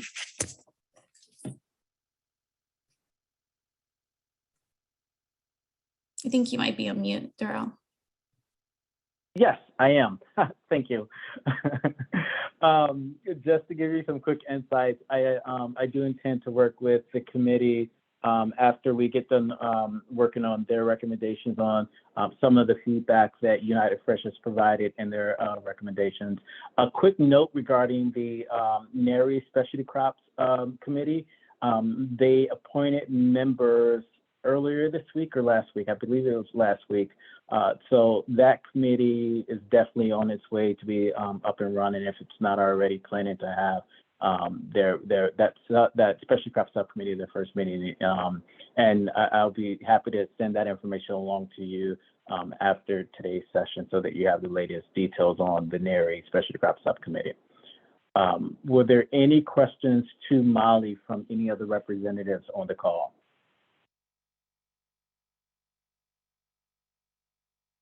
I don't see any questions in the chat box, and I don't see any hands raised. So let me take a quick peek at the run of program. I'm pretty sure we're running ahead of schedule, and we are. And so on that note, the next thing up is lunch and returning at 1 o'clock. I think that we can just build in an extra, 20 minutes or so before we leave for lunch. And so we're taking extended lunch and just have everyone return back online at 1 p.m. Eastern time. Paul, I see you're on screen. Was there anything that you wanted to say before we break for lunch? I support the idea that we take a longer lunch. Darrell, good move. Thank you. Thank you. All righty. I'll keep my screen active and share a video just saying that we're on lunch break and we'll return at 1 o'clock. I actually would recommend that everyone try to sign back on 5 to 10 minutes ahead of time, just in case there are technological glitches that we need to work out, if possible. Thank you. Thank you, Darrell. Can we just leave it on? Yes. Okay, great. Thank you. Thank you, Emily and Jennifer. Of course.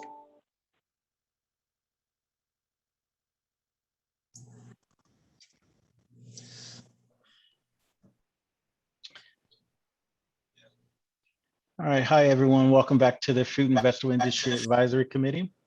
We're going to give it just a few more minutes, not minutes, but a minute or two to make sure we get everyone from the committee signed on.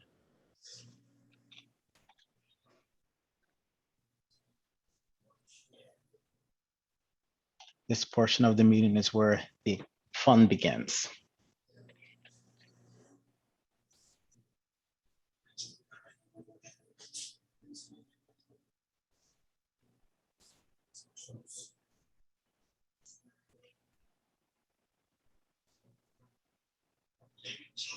Excellent. Okay. It looks like we've got a solid majority of member representatives on the call. First, let me make sure that my first speaker is on the call. Julie. Oh, there you are. Okay. Let me pin you to make sure that we don't lose you. A pin. All righty. Okay, so during this portion of the meeting, we're going to hear from the Labor and Production Subcommittee and also the Consumption Subcommittee. We've got speakers lined up to provide insights on draft recommendations that both those subcommittees put forth. The goal is to sort of hear insights from any other subject matter experts. And what we'll do is go over any insights tomorrow during our working sessions so that we can refine any other recommendations and sort of put a plan in place for us to decide which single recommendation from the committee, from the subcommittees you all want to move forward and provide to me to route through USDA leadership for consideration.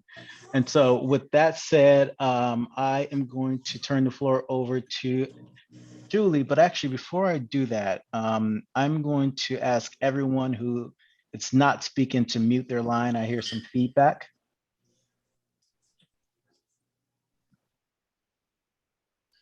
There we go. Okay, Julie. All right, thank you, Darrell. And thanks everybody. Nice to see you all on Zoom. I was heading up the Labor and Production Subcommittee. We put forth 2 recommendations. The first recommendation is, to summarize, is that the Agricultural Secretary focus on the prioritization of agricultural workforce supply chain efforts in land use, so that the I'm sorry, I just realized I copied over the wrong thing here. The summary for that is for the Agricultural Secretary to work with the other federal agencies within the government so that we can prioritize the agricultural workforce, supply chain efforts, and land use, so that the U.S. can remain and improve their food independence, particularly in the Fruit and Vegetable Secretary, doing this by collaborating with these agencies that impact the fruit and vegetable industry. So we included this recommendation because the pandemic highlighted the vulnerabilities in our country's food supply chain. And a number of these major forces that cause these vulnerabilities are impacted by other federal agencies. These forces are driving up the costs for fruit and vegetable industry, which in turn either threatens the health of the fruit and vegetable businesses, or is passing on those costs onto the consumer. The most notable of these forces is the fruit and vegetable industry's desperate need of access to labor for harvesting, handling, packing, and distributing fruits and vegetables around our country, so that we can assure that grocery stores' shelves are stocked with the necessary food to maintain the health of our nation's citizens. Although the USDA is not the primary agency that's impacting these forces, the USDA is essential in prioritizing a reliable and low-cost food supply for our nation's citizens. Our next recommendation focuses on the expansion of the whole farm revenue protection crop insurance product in 3 different ways. First is the enhancement of the education for producers and agents, as well as a simplification of the reporting requirements and an evaluation of the $8.5 million limit to adjust for inflationary rates. The second part is the development of a similar product that can be used to service producers that exceed that $8.5 million revenue limit. And finally, to develop a similar product that can be used by beginning farmers that do not have the 5 years of operational experience in order to participate with that product. We made this recommendation because the insurance options for specialty crops are inconsistent in the quality of coverage that is available. We see the whole farm revenue protection product as having potential for providing a consistent protection and business continuity, but is currently limited in its applications. One of the most frequent comments on the program is the challenging reporting requirements, particularly among the size of operations that fall below that revenue limitation of $8.5 million. A lot of them do not have the administrative staff that is able to support the reporting requirements. Some of these challenges include, but are not limited to, the extensive detail records needed for the case for the case of an audit situation and determining especially crop pricing for vertically integrated companies. Additionally, there continues to be consolidation throughout the industry, driving the revenue numbers higher, excluding these operations from taking advantage of the protection program that could provide business continuity. And finally, beginning operators are the most at risk of failing due to a single challenging growing year. And the Whole Farm Revenue Protection Program would be an excellent opportunity for business continuity in these cases, provided there are also considerations for administrative support for beginning operators, given that the resources for that administrative support is limited when someone's starting out in this field. That's a summary of our recommendation. I believe we have Tara Pons with us today from the USDA Risk Management Agency, who can provide some additional insights on the second recommendation. All right, Tara, I'm bringing the RMA presentation up.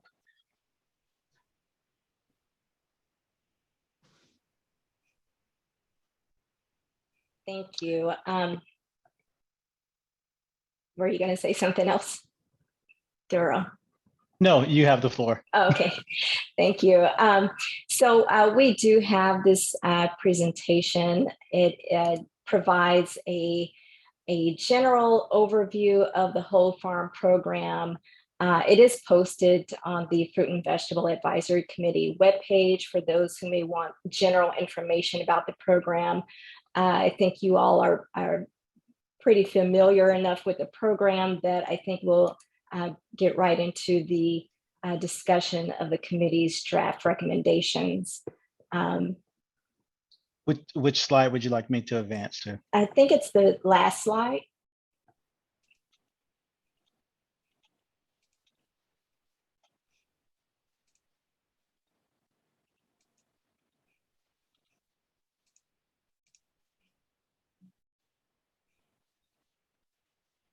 Yes, thank you.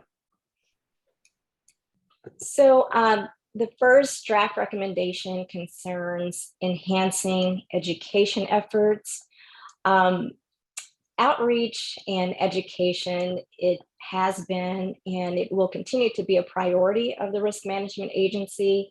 We think that by providing opportunities for education, we're in turn aiding program growth and expansion and further strengthening the safety net for producers. So we think education and outreach of Whole Farm is critical to enhancing participation in the program. We have conducted several stakeholder meetings with agents, producers, and grower groups in the past, and we will continue to do that to specifically solicit recommendations to improve the program. The 2018 Farm Bill did require us to conduct stakeholder meetings, and we have done that. And those types of meetings do inform our decisions when we're looking to make improvements to the policy and procedures. As a result of those meetings, we've made a number of changes to the Whole Farm Program. One of the more recent changes was designed to decrease paperwork and record keeping burdens for producers who direct market their crops. Those changes decreased the requirements for reporting yield and revenues for each commodity, and that can be especially burdensome for producers who direct market their crop through a roadside stand, for example. The change that was implemented allows growers to report 2 or more direct marketed commodities as a combined single commodity with a combined expected revenue for all the commodities. This greatly streamlines reporting for these growers and just alleviates some of the record keeping for those growers. So we do know how important it is to conduct outreach meetings with growers. Again, those interactions do help inform our decisions when we look to make improvements to the program. Additionally, there is an organization, the National Crop Insurance Services Organization. They represent the crop insurance companies who deliver and service the crop insurance policies. They put on an annual Train the Trainer. They put on training sessions each year for the insurance company personnel. And I think a couple of my colleagues who have joined today, I think they have presented on whole farm changes each year that those trainings are put on since whole farm has been implemented. So we do update the companies on any changes to the whole farm program as well. So we do know that it is important to conduct outreach efforts, and it is definitely on our radar to continue carrying out more outreach and education within the next year. We are specifically looking at administering partnerships with organizations such as nonprofits, universities, state departments of agriculture, and other entities to form cooperative agreements to provide risk management education. And we think these types of partnerships through cooperative agreements are going to really help increase awareness of RMA programs to producers.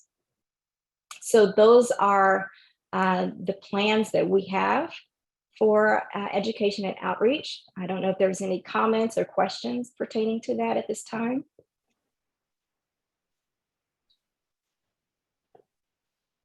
Let's see. There's a hand raised. Go ahead, George. Tara, this may not be the time for the question, but it's kind of in your purview. One of the questions that comes up in our area a lot, is whether it's crop insurance or related to whole farms program, is that the growers get covered. If you take a major weather event, we've got growers that are vertically integrated. They have property and in small packing houses or operations. When you lose the crop, you also lose the operation of a packing house. And we've been trying for years to figure out how to incorporate the growers protection on crop insurance, but like almost a business interruption insurance on the other side for the packers that are affected because the crops are damaged. Have you all had any conversations like that out there? I think we have looked at coverage for business interruption before. I think there were some issues identified that precluded us from moving forward. I think we specifically looked at that type of coverage for poultry operations, and we were just not able to move forward with that. But I mean, I think that may be something that we can look at again if there are specific crops or areas that there is interest for such a coverage. Well,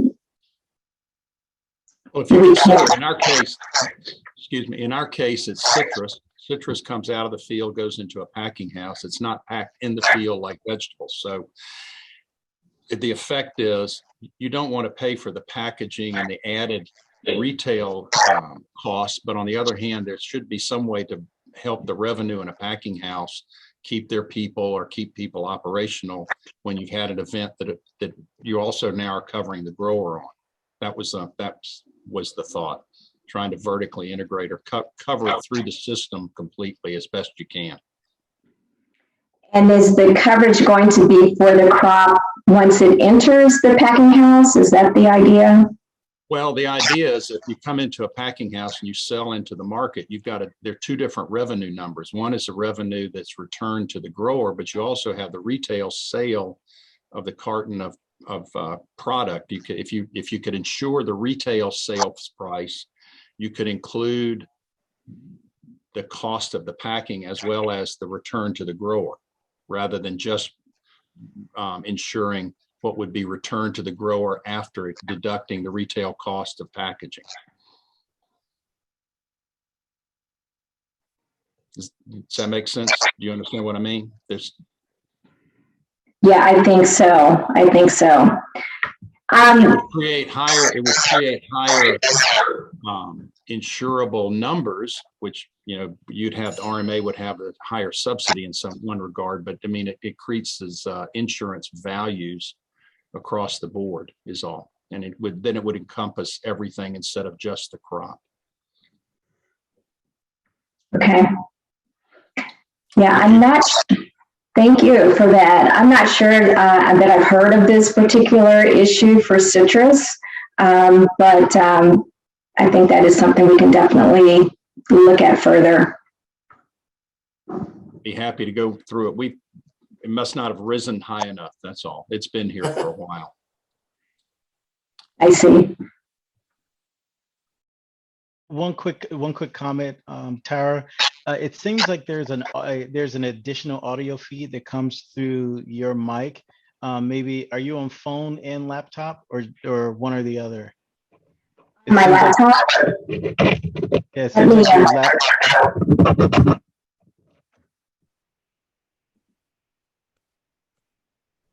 Is this better? She's just a strong woman. That's Daryl. better. Okay. That's great. That's excellent right there. Okay.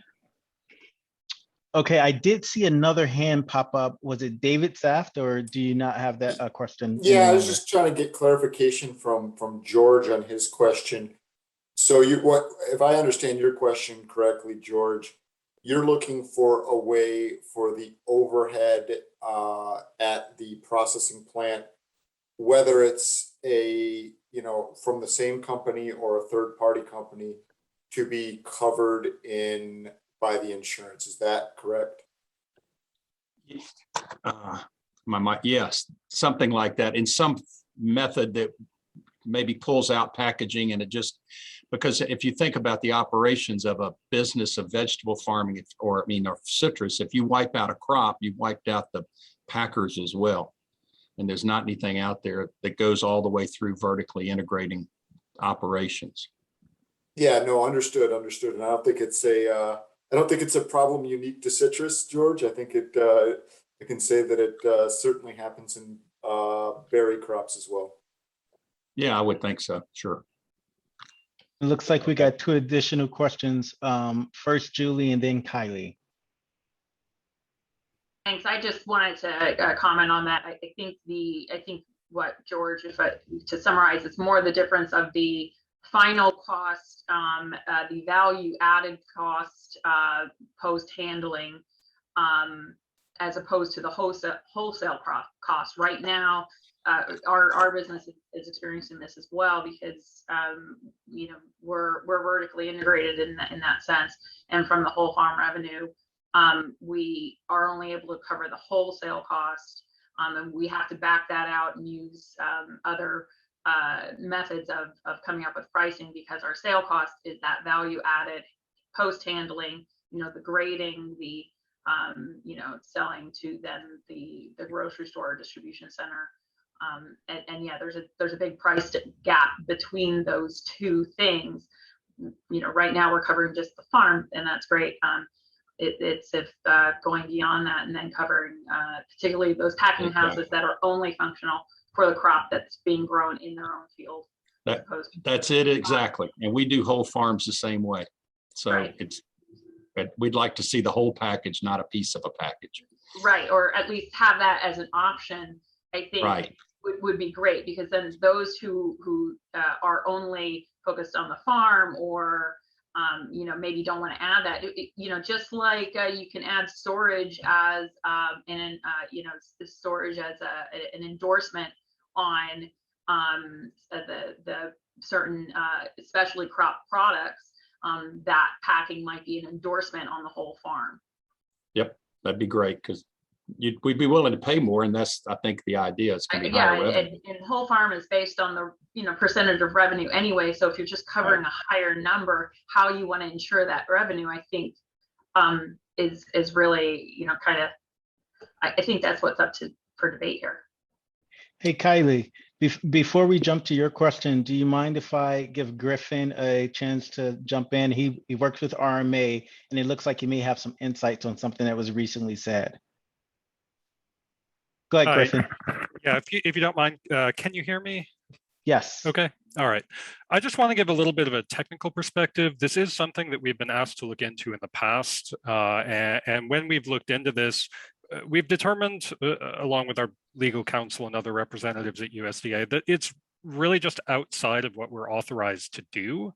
We do understand the need for business interruption insurance for packers, for processors, and this is something that I think, as was said, does cross in the multiple industries, not just citrus. But it's outside of what we're authorized to do.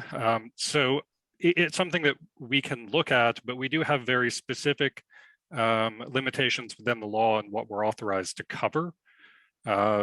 So I just want to give you a little bit of a perspective on, we do have legal constraints on this, in addition to maybe not having the data, we'd need to provide a reasonable actuarial rate for it. So I don't want to rain on anybody's parade. I just want to give a bit of a technical perspective there. Okay, Kylie. After Kylie, then we'll have Sonia Jimenez, who's my deputy administrator. Thank you very much for both of you sharing those comments. And just to echo what George and also Julie said, as well as David, vegetables and other fruit commodities share this concern. And Griffin, to your point, it is my understanding that a cooperatively owned packing house entity is considered by the USDA as an extension of the farming enterprise. So that would potentially, and I think that begs the question to do some deeper digging. It might not be a situation when it's a third party, but when we're looking at a wholly owned enterprise by one farm or by a legally recognized farming cooperative, that is considered to be a farming entity, usually under federal law and multiple federal agencies. And we would welcome the opportunity for more discussions on this particular topic because it helps keep our operations staffed and employed, and that is part of not just the Secretary's focus, but also President Biden's agenda to keep as much of America actively employed and money flowing so that we can continue to farm. Thank you. Right. And I absolutely understand that. And I guess I should have been more clear in what our hurdles were. It isn't a matter of the entity. It's a matter of post-production, value added, those sorts of costs and values are things that are excluded from what we're legally able to cover as a general rule. We kind of operate on an edge of field basis where the value of the commodity that we're allowed to insure is the value of the commodity, when it's coming out of the field prior to any post-production operations. There are limited exceptions. Whole farm does have some market readiness allowances, but that's really things that are done in the field, like packing in boxes, that kind of thing.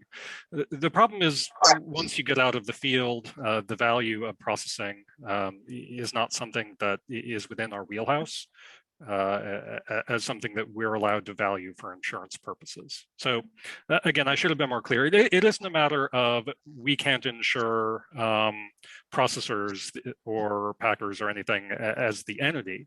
If they are a vertically integrated entity or a single proprietorship, they are eligible for insurance on the commodities that they produce. It's the value that they're adding after the commodity is harvested that we're going to have a problem insuring.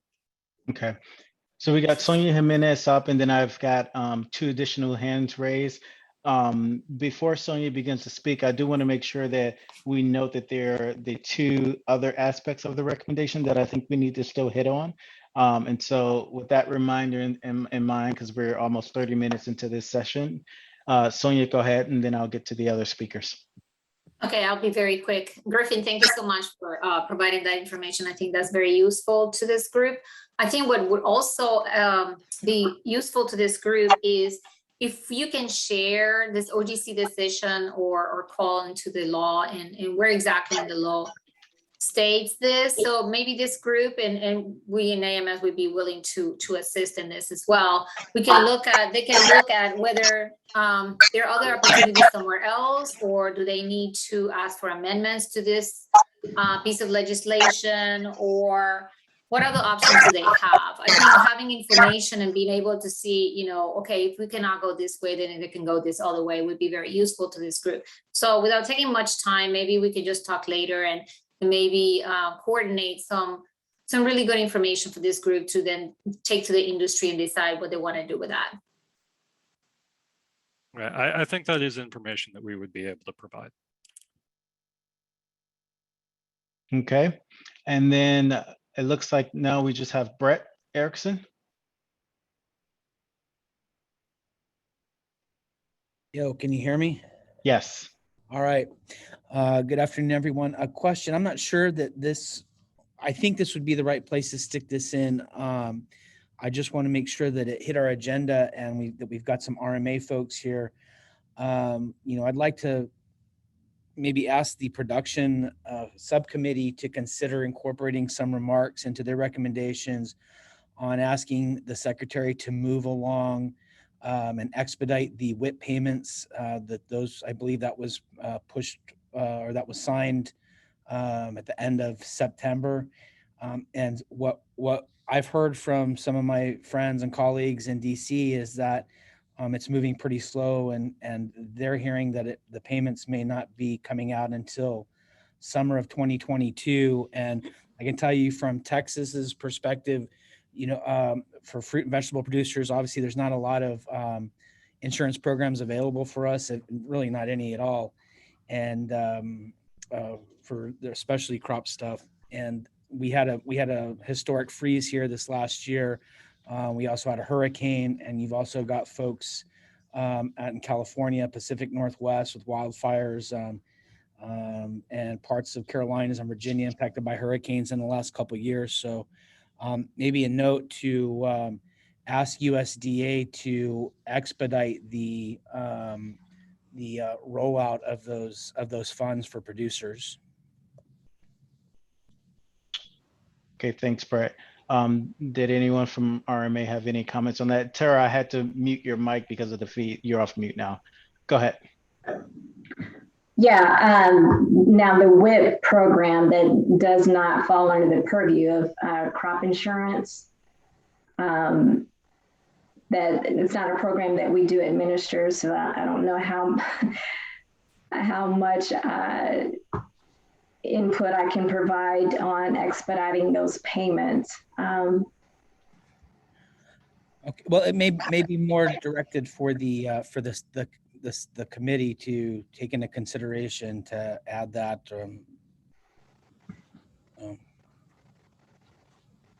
Okay, and there's one question that I did want to read from Robert Gunther's United Fresh. He's a member of the public, and the question was just simply, how do you change the legal barriers? Congress, Farm Bill, and I think another member of the public said, you know, they suspected it would be the Federal Crop Insurance Act, and so that's obviously something that we can follow up on in our sessions to nail down more information on how RMA can better support the industry when it comes to the issue that's raised regarding citrus.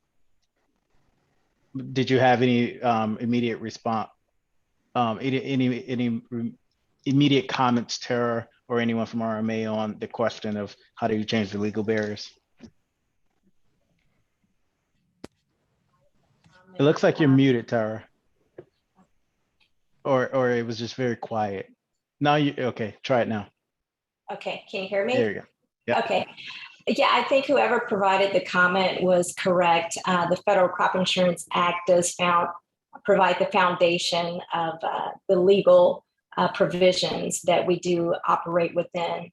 That Griffin earlier had mentioned some of the limitations that we're faced with as far as insuring within the field and things like that. So that would all be contained in the Federal Crop Insurance Act. Awesome, thank you. Now, regarding the recommendation on evaluating the revenue limit, I'll sort of kick the ball to you, Tara, because I know I assume that's the next topic for you to dig into. Sure. So I just wanted to make clear that that $8.5 million revenue limit, it's essentially the insurance coverage limit. This is the policy's limit on insurance coverage. So just want to make clear, this is not a limit on what the farm earns in revenue.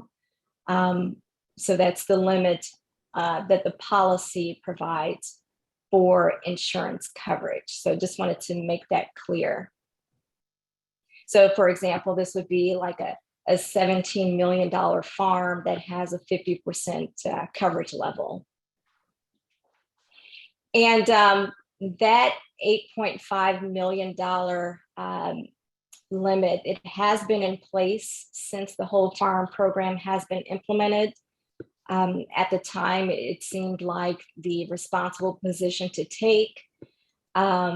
That limit, it is higher than the limit on insurance coverage for the Adjusted Gross Revenue Program, which is the program that Whole Farm replaced. I believe the Adjusted Gross Revenue Program had a $6.5 million insurance coverage limit. So it's been in place since the program has been implemented. We can look at increasing that dollar amount. I think we were just interested in hearing if the committee had a recommendation in mind as to what that limit maybe should be. Julie, I see you've got your hand raised.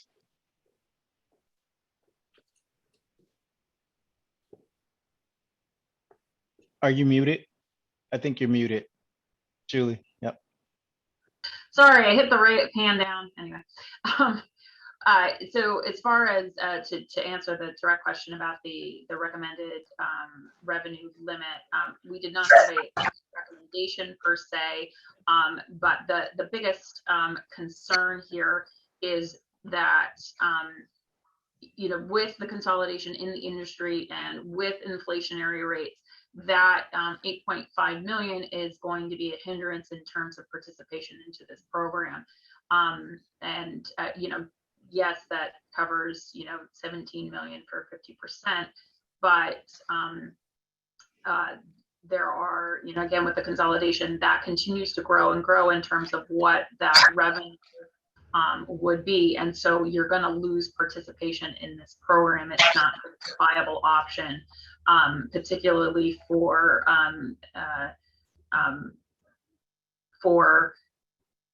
fruit and vegetable growers that are very much focused in the fruit and vegetable industry and don't do a whole lot of other program crops that are subsidizing with the other non-specialty crop insurance products.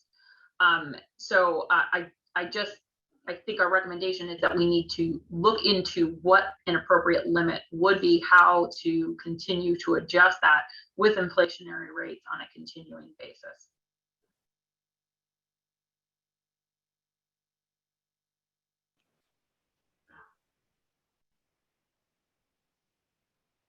Okay, thanks, Julie. Tara, I had to mute your mic again, so you may have to come off mute if you have any response to provide. Yeah, I guess, like I mentioned, if the committee does want to look into that particular limit, given the consolidation that has happened in the industry and the apparent issues that limit provides for insureds, if there is a different figure that you may recommend, we'd be interested in hearing that. Okay, and just to provide some quick feedback to the committee, keep our goal in mind, which is to sort of go through the recommendations over the next these 2 days and hear from the SMEs, and then sort of finalize, shore up what we want the recommendation to read as. And so while we don't need to provide a revised recommended revenue limit amount by close of business today, it'd be something that's worth putting forth tomorrow during the call, so that when we walk out of the meeting tomorrow, we have a recommendation that's ready for me to sort of package and move forward to USDA leaders for consideration. Lane. Yeah, Daryl, thanks. So I'm with RMA as well, working with Tara and Griffin. I have a quick question for Julie, I guess. I understand the ask on the increased revenue limit for whole farm. I don't understand the term consolidation, I guess, in the context I think you're talking about. Is that more of farms consolidating, or is this a consolidation of, like we were mentioning before, the vertically integrated, where their growers are becoming their own packers and retailers or sailors or wholesalers for that matter, I guess, would be my question.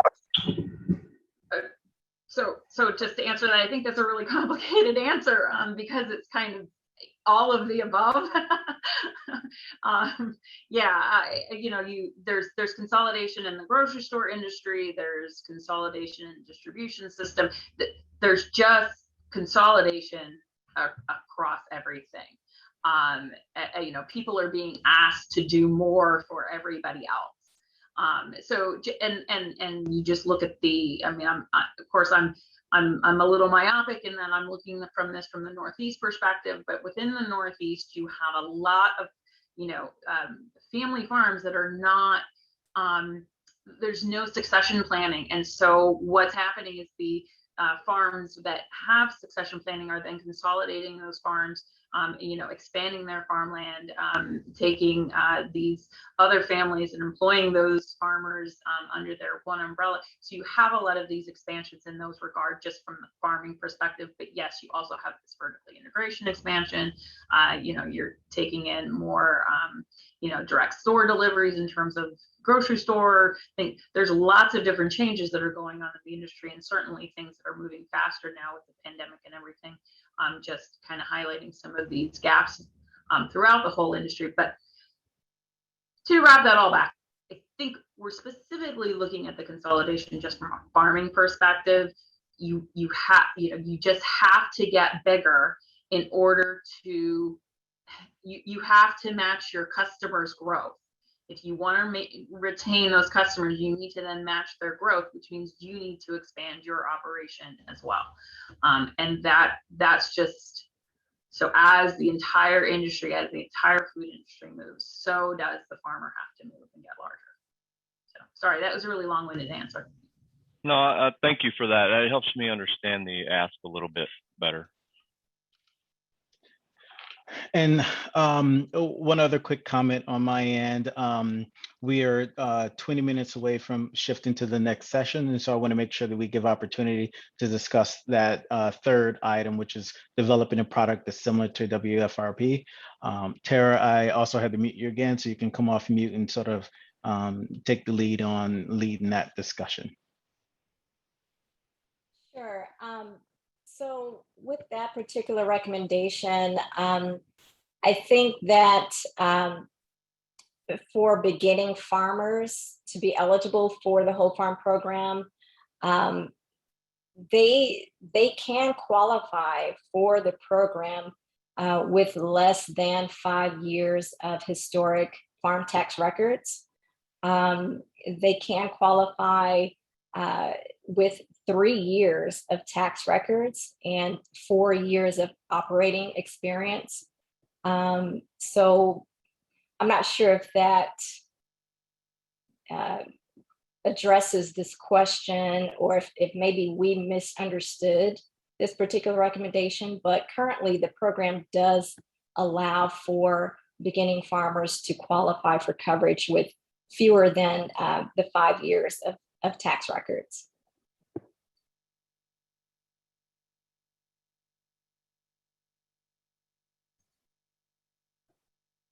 I'll just jump in again, Daryl, Yep. if that's okay. Yes, thank you. Yeah, so some of this is I'll shoulder some of this that we need to refine how this is stated, because it's the and you can certainly correct me if I'm wrong here, but if you don't need the 5 years of experience if you qualify as a beginning farmer or rancher. However, if you don't qualify for that, then you do 5 years of experience, is my understanding. The challenge that we have in that framework is that, we ran into this person where my sister-in-law was starting her own operation, but she didn't qualify because, of course, there's related family that already had farming operations. So now she wasn't able to participate, or at least the agents didn't feel that we would be able to get coverage in that particular framework. Then going back to the, there's still the minimum requirements for those beginning farmers and ranchers. I understand what the issue is that, that estimation of where that revenue is going to be and what the protection would be what the balance of the costs are going to be is certainly a challenge. But I think having some sort of beginner product, because that is the most challenging time in terms of getting that starting farm off the ground, would be that first few years. Thank you.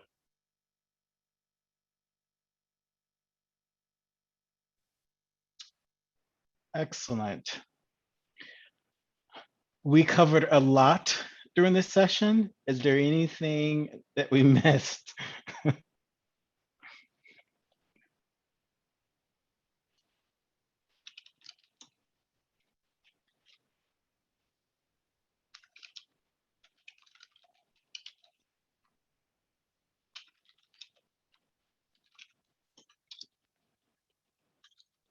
I know it's quiet, it's okay. I'm just queuing up the next speaker. Alrighty, so let me first check the chat area to make sure that no one asked any additional questions, and I don't see any. Tara, Lane, Griffin, do you have any remaining clarification questions you needed from the representatives on the call? I know that we'll definitely be in touch after this meeting, just because we're going to have to coordinate and get additional information to the members on some of the stuff that you guys spoke about on citrus. But I just wanted to make sure that if you had any other last remaining questions, you have the opportunity to ask now. I don't know that I have any other questions at this time, but if there are any follow-up thoughts that we can provide, feel free to reach out to me. And I've just enjoyed hearing from the group today. Excellent. Thank you. Thank you. I'm trying to get back to my Zoom and I can't find it. Can you all hear me or am I muted? Can hear you. Okay, great. Then I don't need to get back to Zoom. All righty. So we are going to get started with the next section. Tara, Lane, Griffin, thank you very much for your time. Greatly appreciate it. Emily, are you planning to swap out with Jennifer or you're going to continue? The interpreter, Emily?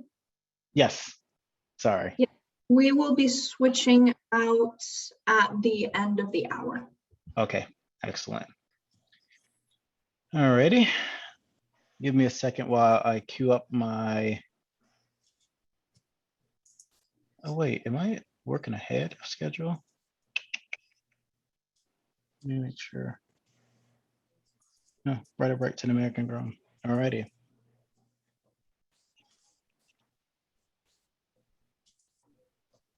Good afternoon, Bruce Summers. How are you today? Doing well, Jeff. Terrific, thank you. All right, I'm gonna queue up the presentation for the recommendations once again, so that we have them on screen.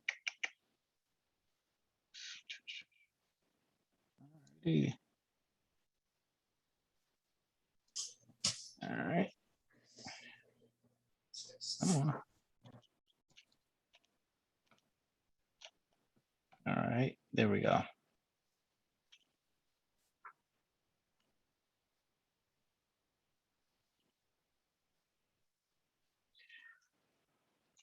Okay, Brett. You're up to sort of provide a quick overview, or are you comfortable with it, or you want me to handle it? I'll take care of it. Just alrighty. The screen. So I'm the lead on the consumption subcommittee, along with Tommy Wilkins, Cindy Jewell, Paul Palmby, Reed Sievert, and Lisa Ford. And it was our objective to put forth recommendations to the secretary for consideration that aim to increase the overall consumption of fresh fruits and vegetables in the United States, along with recommendations related to promoting domestically produced fruits and vegetables.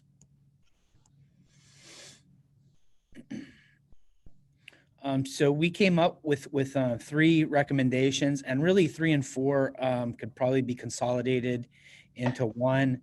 Our first recommendation was that we recommend the Agriculture Secretary support a grant pilot program to establish guidelines targeting domestic markets for increased promotional activity to increase consumption in the U.S. And then followed by the FVIAC subcommittee on consumption recommends the Agriculture Secretary consider the development of an American grown campaign similar to what some of the states do. For example, the Go Texan campaign, or California grown, or Georgia grown. The purpose of an American grown campaign would be to help promote, support, and bring attention to American grown fresh produce and producers, utilizing media ads, social media, and enrollment in a program where producers could use a licensed USA grown sticker or label to promote their products and bring recognition to consumers, and so that they have a better understanding of where their food comes, and hopefully help drive a stronger premium for US grown products, which would assist US producers to become more economically sustainable. And then some of the background information, most of you are probably aware, we as an industry, but fresh produce sector has seen explosive import growth of fruits and vegetables being imported into the US. Overall, between fruits and veg, you're looking at close to, I think, about 50% of our total consumption now is imported, and we see a steady decline in US grown products. So with that being said, I think we're gonna hand it over to Bruce Summers, who is administrator of the USDA Ag Marketing Service, to talk about feasibility of developing an American grown campaign.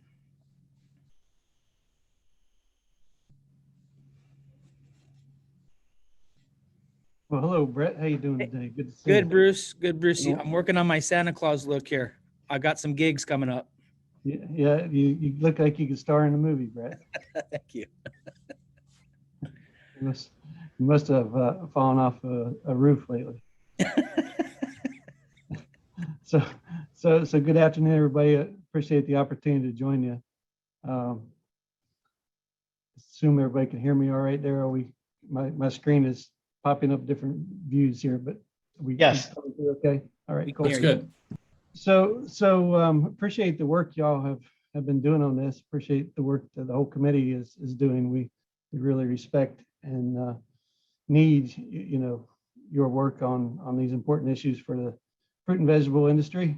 And know that all of you all are busy and have businesses to tend to and things like that. And so taking the time to help us is really a big deal. So thank you very much. With respect to the American Grown campaign and kind of labeling programs in general. Now, Brett, you're full screen on me. I think that labeling programs and things like that certainly fall within our mission at AMS. I think we certainly can work with the industry on that. I think often probably a thing to remember is that generally USDA doesn't own the label. We usually industry will come up with a label. At AMS, we tend to support industry priorities. And so having this recommendation, working with you all on what that looks like and how we can get it done is certainly an area we'd like to pursue. I know Sonia or folks, do you guys have any specific questions for me at this point?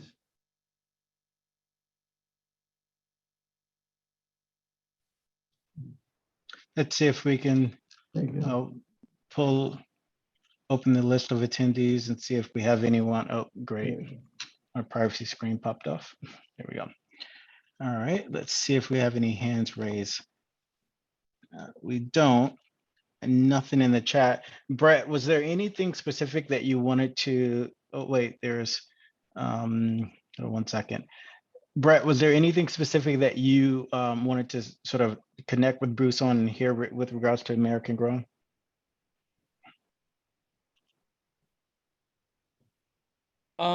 Just, you know, I didn't know if he had any ideas. I know that that's not something that historically the USDA has got behind. I don't know whether or not they have the ability to do that. I know, you know, you get behind some industry programs, but it's something that it doesn't exist, and I think it could be really valuable. And having gone through the last couple of years of this pandemic, and we saw, you know, we talk in the industry, we talk about food security and national security, and being able to have a domestic source of supply of food and nutrition for U.S. consumers. And you know, I think we just like to see more being done in collaboration with USDA to put a premium on U.S. grown fruits and vegetables, because you know, we continue to see small and mid-sized producers get pushed out and more consolidation, and you know, it's expediting. It's getting faster and faster too, especially with our ongoing labor issues, and we don't have a competitive. It's challenging to be competitive with the cost of labor and availability of labor in other countries versus the U.S. and it's getting faster and faster. So I'm asking USDA to maybe think outside the box, or consider something not necessarily traditional. So you know, I see a question in the chat about state programs, right? And certainly we couldn't, I don't think we would want to preempt, you know, so there's been some really good work done at the state level. There's some really successful state programs out there. I don't think we'd want to preempt those, but maybe build on the success from some of that, right? Of course, we have country of origin labeling for fruits and vegetables. That's not really a brand or a, you know, oftentimes that's the fine print in the, you know, on the label somewhere, right? It's not, I recognize that doesn't accomplish what y'all are trying to do, which is more like what the states have done, which is kind of build a marketing campaign around it as opposed to complying with a federal regulation, right? Two very different things. But I do think there are options here. I had a conversation with a group from Florida a few weeks ago here in Washington, D.C., and this type of concept was kicked around a little bit. So I do think there are options. I think we'd like you guys to stay engaged, and maybe we could start to work more closely with this subcommittee and work within the authorities we have, right? And see if we can't come up with a concept that works, but not to replace what the states have done, because I think there's some really good stuff that's been done.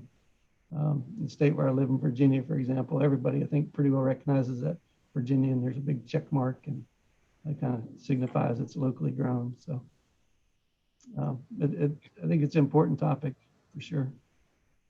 Bruce, and so there are two additional hands raised, one from Cindy Jewell, and then we actually are past the public comments period. I know that Robert Gunther's on the call, but I would sort of be flexible, and after we hear remarks from or any questions from Cindy, we would just go ahead and elevate Robert, and so that he can join in and ask whatever question. Is that okay?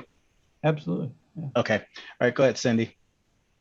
So it seems like it would be really valuable for maybe USDA to help serve as almost like a clearinghouse and gather data on how these state programs are being successful, and even looking at locally grown, how that would be successful nationwide, and pull data in to show how it actually is increasing consumption, and if it is, and then to what level. So we could build on that. We can certainly do that. That's a heavy lift when you start getting into the data behind it, but so it would take a little bit of time. That's all I said. Not that it's too hard to do, but it would take a little bit of time, but that kind of analysis I think will be important, right? You'd like to see if there's a payoff before you start something new, right? Yeah, I think we can help with that research. Absolutely.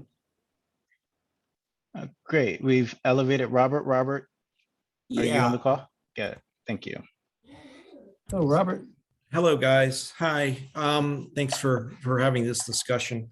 Yeah, I mean, you guys saw my comment in the chat section. You know, we do have multi-state funding under the Special Crop Block Grant Program now. It's $4 million or so that could be applied to a more broader, you know, American grown type, locally grown type program. But I do think it's incumbent upon us to kind of, and I think Cindy hit on this a little bit as well, to really look at these state programs and are they being effective or not in state marketing, state promotion. We've had tens of millions of dollars through the state block grant program go to multiple, you know, state buying programs, or Buy California Fresh or Texas Grown, I think, or Florida Grown. And are they moving the needle, or are they just competing with each other and confusing the consumer at some level? So, you know, I would suggest that that's an area where there's money there. Congress just gave another extra $100 million for COVID-related block grant funding from states that potentially, you know, could be used in this space to help drive more consumption of domestic grown. So, you know, I think you should look at it. I'm not saying it could be done, but I think instead of recreating a program, there is stuff in place that's already promoting locally grown and state grown. Why not use that as an opportunity to do an American grown program if USDA and the industry would like to see it go that way? That's my comment, and I'll be quiet. I'm not disagreeing with my good friend Brett. I just think it's there versus recreating that. Thank you for elevating me, Daryl. Now you're going to be de-elevated, Robert. We've got it. Go ahead, Bruce. Well, I was going to say, so I hear what Cindy's saying, I hear what Robert's saying, and I hear some similarity there, right? So we have a subcommittee here as part of the Fruit and Vegetable Industry Advisory Committee. Perhaps we can, you know, deploy some resources within AMS to look at this issue and into the data, Cindy, to your point, and I think Robert's point as well. Where has there been a return on investment? What's been invested? What's that return on investment? And see if we can't put together a presentation for you for your next meeting, so that we could kind of continue this work with this subcommittee. All right, and it looks like there's an additional question from Tom Lepesky. Go ahead, Tom. Yeah, good afternoon, everyone. Just kind of coming from the State Department of Agriculture perspective here, who actually runs one of these state programs, Colorado Proud.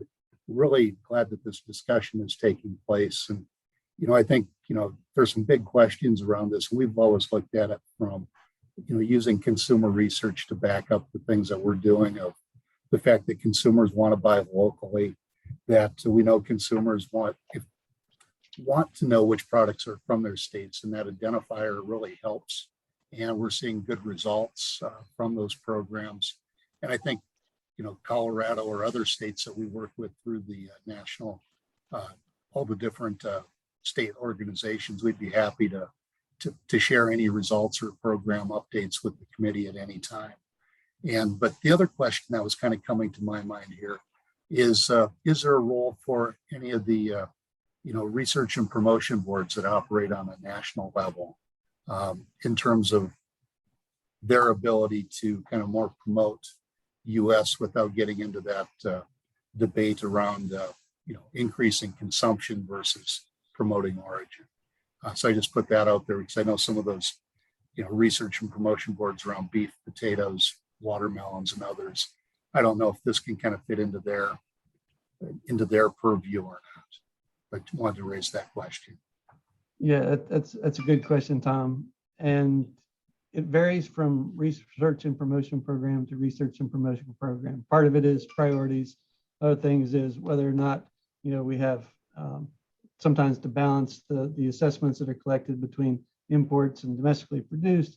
So yes, it's possible, but we have 22 different research and promotion programs in AMS, and each one of them is just a little bit different. A lot of those 22 are fruit and vegetable related, right?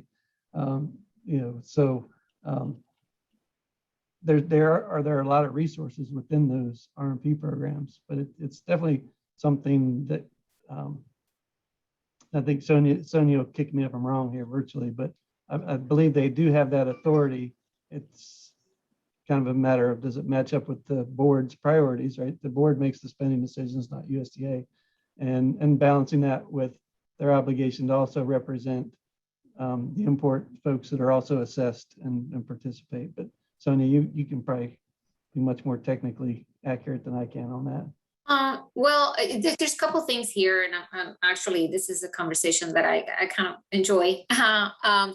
The first one is, for those RMPs that collect from imports, it's very hard for them to just say buy American, because they are using assessments from imported products. So that probably would not work for those boards. However, many of you probably remember that many years ago, there was a big effort and movement to do a produce RMP.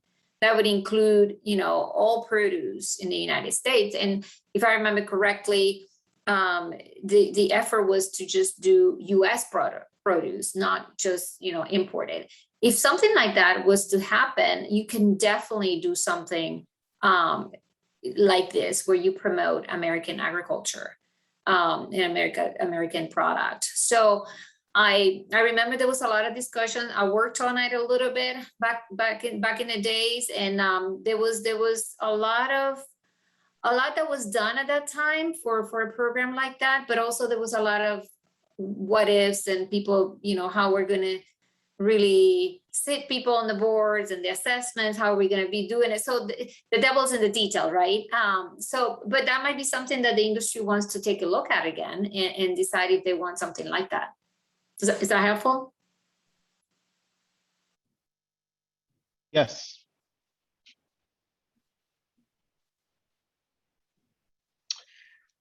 And on that note, I don't see any additional hands raised for comments for Bruce or Sonia.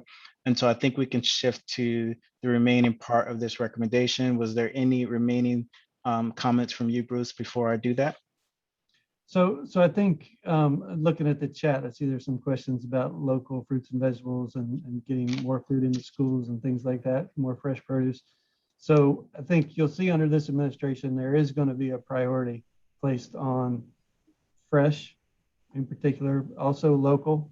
We're getting ready to roll out a program here in really just a few weeks that involves, local foods purchased at the state level, federal dollars, $400 million actually. The USDA will partner with our states all over the country and some of the tribal nations as well to purchase local food for distribution in the local communities, which could also include, not exclusively be, but also included for schools. And that's a bit of a pilot. So that's a program. The funding comes from some of the, it's actually coming from the American Rescue Plan money, the plan that was legislation that was passed in March. So there are going to be a lot of activities. That's one big one. I think there'll be other initiatives where we're working within our commodity procurement program to look for, opportunities to buy local, certainly to buy fresh. We need food right now for the schools, and where food's available, we're probably going to be reaching out and using our contracting authorities as best we can to make that happen. So I think you'll see a lot of activity on that in the coming weeks and months and next couple of years even. So with that, Daryl, I'm happy to be quiet and listen to the rest of this conversation. Excellent. Thank you. Thank you. Greatly appreciate the time. Before I introduce the next speakers, what I'll do is sort of queue up the presentation and do a quick review of the third recommendation. I'm waiting to make sure it pops on the screen, which is just the committee is recommending that the Agriculture Secretary consider funding to expand the Brighter Bites program to a national level and receive a grant for a national pilot program aligning with Feeding America and other national produce organizations. This could also be used to establish and or enhance the myplate.gov or existing USDA, which is an existing USDA app, or create a more engaging and interactive apps that could help consumers establish goals and track success with healthy eating. We have two colleagues on the line from the Food Nutrition Services, that the Food and Nutrition Services service that's going to give us some great insights. And also, if there is a need for us to receive insights from Brighter Bites, we do have Lisa Helfman on the line in the public section. If necessary, if we need to get some insights from her on Brighter Bites, I can elevate her access so that you all can hear from her. On that note, I am going to share the Brighter Bites presentation, and give me a second while it switches. There we go. Let's find Corey. Hi, Corey, are you on the line? Hi, yes, I am. Great. And Jackie, are you on the line? I am on the line. Can you hear me? Yes. Thank you Excellent. for the invitation today. You're welcome. All right, so I'll turn it over to either of you to sort of introduce yourselves and then kick off with your presentation. Sure. Hi, everybody. I'm Jackie Haven. I'm the Deputy Administrator for the Food Nutrition Service. And I'm really excited today to share our MyPlate resources. And we're really lucky that Corey Holland is going to do the heavy lifting and go through the resource. So, Corey? Thank you so much, Jackie. I'm here as a nutritionist from the Center for Nutrition Policy and Promotion, and I'm going to be sharing with you our MyPlate resources. And these are our interactive tools to help Americans make healthy eating choices. So we're going to be looking at 3 of those tools today. Next slide. Thank you. So just to give you a little bit of context about who we are and how the MyPlate materials fit into what we do. The Center for Nutrition Policy and Promotion is responsible for the dietary guidelines for Americans. We work with HHS on those. The dietary guidelines for Americans provide advice on what to eat and drink to meet nutrient needs, promote health, and prevent disease. It's developed and written for a professional audience. So this includes policymakers, healthcare providers, nutrition educators, and federal nutrition program operators. So as you can see on the left side of your screen, the dietary guidelines for Americans are the what. So there's the call to action for consumers. And the overall message there is to make every bite count with the dietary guidelines. We encourage people to choose foods, beverages, meals that are full of important nutrients. But on the right side of the screen, this is really the how. This is how we reach consumers, because we know that the dietary guidelines for Americans themselves are, it's a long document. It's not intended for a consumer audience.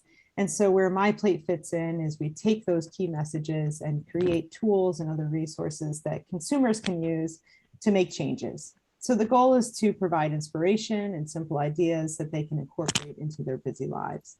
And so that program for us is Start Simple with MyPlate. Next slide. So I'm going to be talking about 3 different tools today. The first of those tools is the Start Simple with MyPlate app. This is a simple goal setting tool for consumers to meet them where they are. So the first thing that consumers can do when they open this app is they can set highly customizable goals. So they can pick goals that really work for them. They choose daily food group goals that fit into their current lifestyle. And I've got a couple samples on the screen here. One of those goals could be to snack on vegetables, or another goal could be to start your day with dairy. Now, each of the goals that the consumer can choose from has 3 corresponding tips with ideas for implementing the goal. So for example, if they chose snack on vegetables, One of the tips could be, put out some baby carrots in a place where you can see them when you open the fridge, to help encourage them to snack on vegetables. Another feature in the app is that they get to see real-time progress. So they can view their daily progress on what we call the goals dashboard as they complete those food group goals. So it's a great feedback mechanism. They can also earn badges to celebrate their success. So we have a variety of badges that they can earn as the goals are completed. And they also have the ability to share those badges on social media, because we know that bragging rights really goes a long way with encouraging folks to make healthy choices. And then they can also take it to the next level. So they can join challenges to stay motivated and to try new goals. And we've recently added some new features to this app. We have the ability to create an eAuth account. So someone could do this if they wanted to have kind of longer term tracking within the app. They also can save their favorite food group tips by choosing to create an account. And they can also sync their MyPlate quiz results to set goals in the app. And you're going to learn about the MyPlate quiz in the next slide. We can switch to the next one. Thank you. We also have a really great tool called the MyPlate quiz. And this is a fun interactive tool available both in English and Spanish that consumers can use to sort of assess their eating behaviors and a little bit of their nutrition knowledge. So the user answers a series of 20 questions about the MyPlate food groups and about their healthy eating interests. And then at the end, they get a nice snapshot of how they're doing on the MyPlate food groups. And they also get personalized resources based on their quiz results. So if a consumer takes a quiz, they find out maybe they need a little help in the dairy food group. When they get to the results screen, they'll get some different resources that can help them on that path.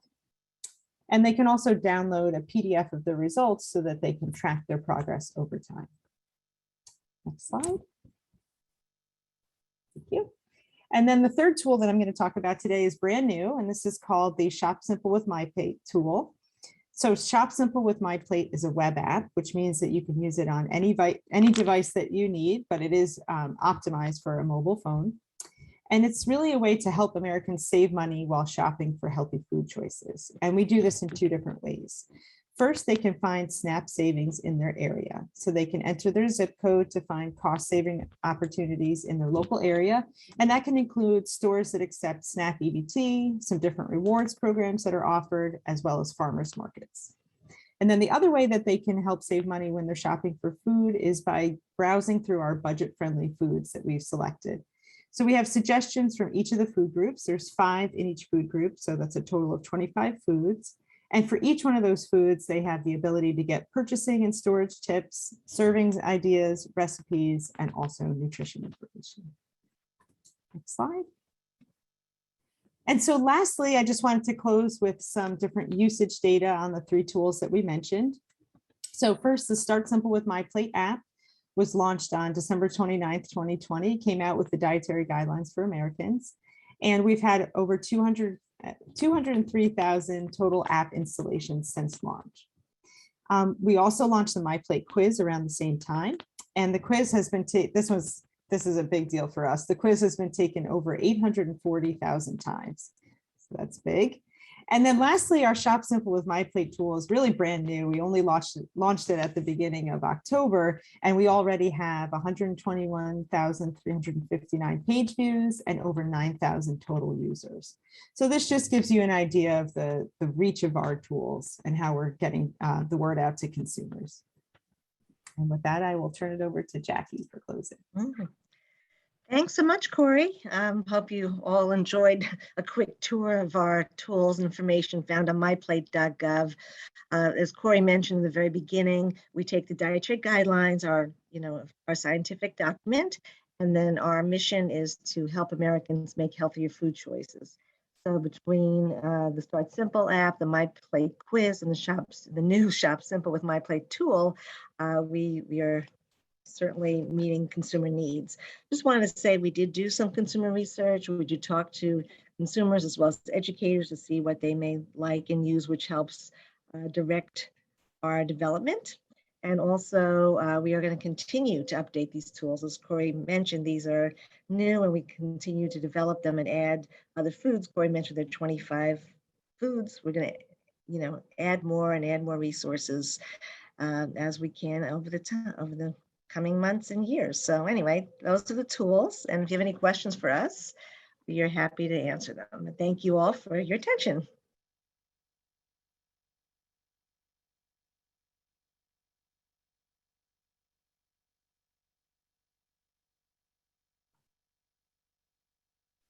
Sorry for that delay. My system was crashing. No worries. So I think I'm partially back on right now. Okay. Excellent. Michael, I see a question, a hand raised from Michael Janice, who's a representative. Michael, go ahead. Hi, thanks so much for that presentation. Really interesting.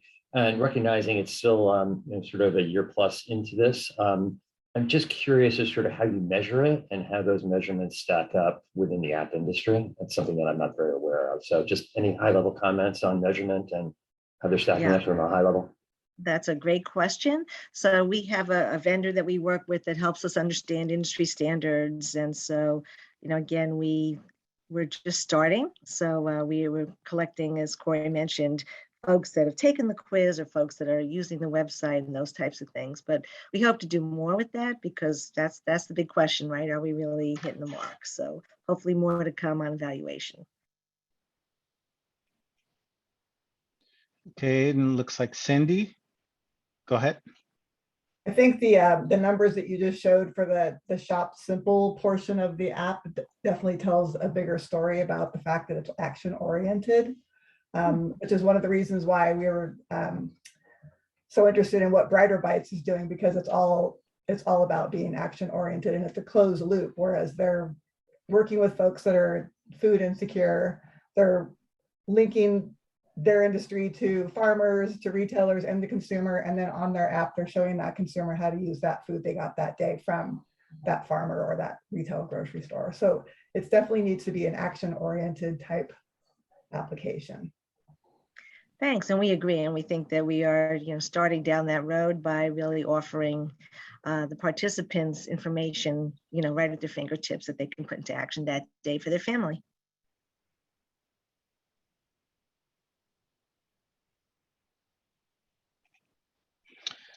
All right, I'm going through the list to see if there are any additional hands raised. One comment I'll make while I'm doing a quick cursory review. One of the things in my role as DFO and helping sort of guide the committee is sort of listening to what you all say and then looking at the recommendations. And it seems like the recommendation, particularly on the Brighter Bites and enhancing the apps, it looks like that's already in play. And through that simple app. I see you nodding your head, Jackie. Go ahead. Yeah, absolutely. Again, that is our mission at the Food Nutrition Service Center for Nutrition Policy and Promotion. Our job is to take science and health information and to translate into actionable things that consumers can do every single day. So that's the Start Simple with My Plate, the entire campaign, as well as the other pieces like the quiz and certainly the Shop Simple, our newest acquisition of just a few weeks, I guess, a month at this point. So yeah, that is our mission, and we take it very seriously. It's important to really help connect consumers to real-time information on where to buy and find food and prepare it in a very easy and healthy way. Excellent. Were there any additional questions from any of the food and vegetable industry representatives? I see Cindy. Is that your hand raised again? If yeah, so, I'm go back. ahead. I'm back. Okay. Is it possible to have Brighter Bites make some comments about how their program might be different than what we're looking at from? Yes. So in addition to Lisa, there is Dr. Sharma and then Rich on the line. I'll try to, which of the three do you want to have quickly promoted? Well, let's see. I've got one. Probably Dr. Sharma, if she. Yeah. And she was the first one I saw. So let's see if she switched over. Yes. Let me have you. I see you on the screen now. Let's test out your audio. Hi, everyone. Can you hear me okay? Yes. Hi there. do y'all mind if I share a few slides? No, not at all. Just go ahead and do a quick introduction for the members of the public who may not know who you are once you do that. Sure. Hi, I'm Shrila Sharma. I am co-founder of Brighter Bites, and I also am epidemiologist and a registered dietitian, and responsible for the research and evaluation for Brighter Bites as well. And I'm speaking on behalf of two of my other colleagues, Lisa Helfman, who's the founder of Brighter Bites, and Rich Dackman, who's the CEO of Brighter Bites, who are also on the webinar. But thank you so much for the opportunity to speak for a few minutes. And I'd love to share my screen and show a little bit about who we are and what we're about. And for the incredible presentation as well a few minutes ago. The mission of Brighter Bites is essentially to create communities of health through fresh food. And a simple way to envision who we are is we are a school-based food co-op. And we do it in three simple ways. There's produce distribution combined with nutrition education, and then a fun food experience, which is essentially a healthy and a tasty recipe that the children get to try at produce pickup time with their parents. And I think the key to Brighter Bites is really aligning these three components and doing it on a weekly basis through the school year, and then also through the summer as well. And we primarily target families who are on a limited budget. So Brighter Bites is implemented at no cost in the schools, where over 75% of the children are on a free and reduced lunch program. And we give the families, this is the box that they're getting right now, of healthy, delicious, 8 to 10 different kinds of fresh fruits and vegetables.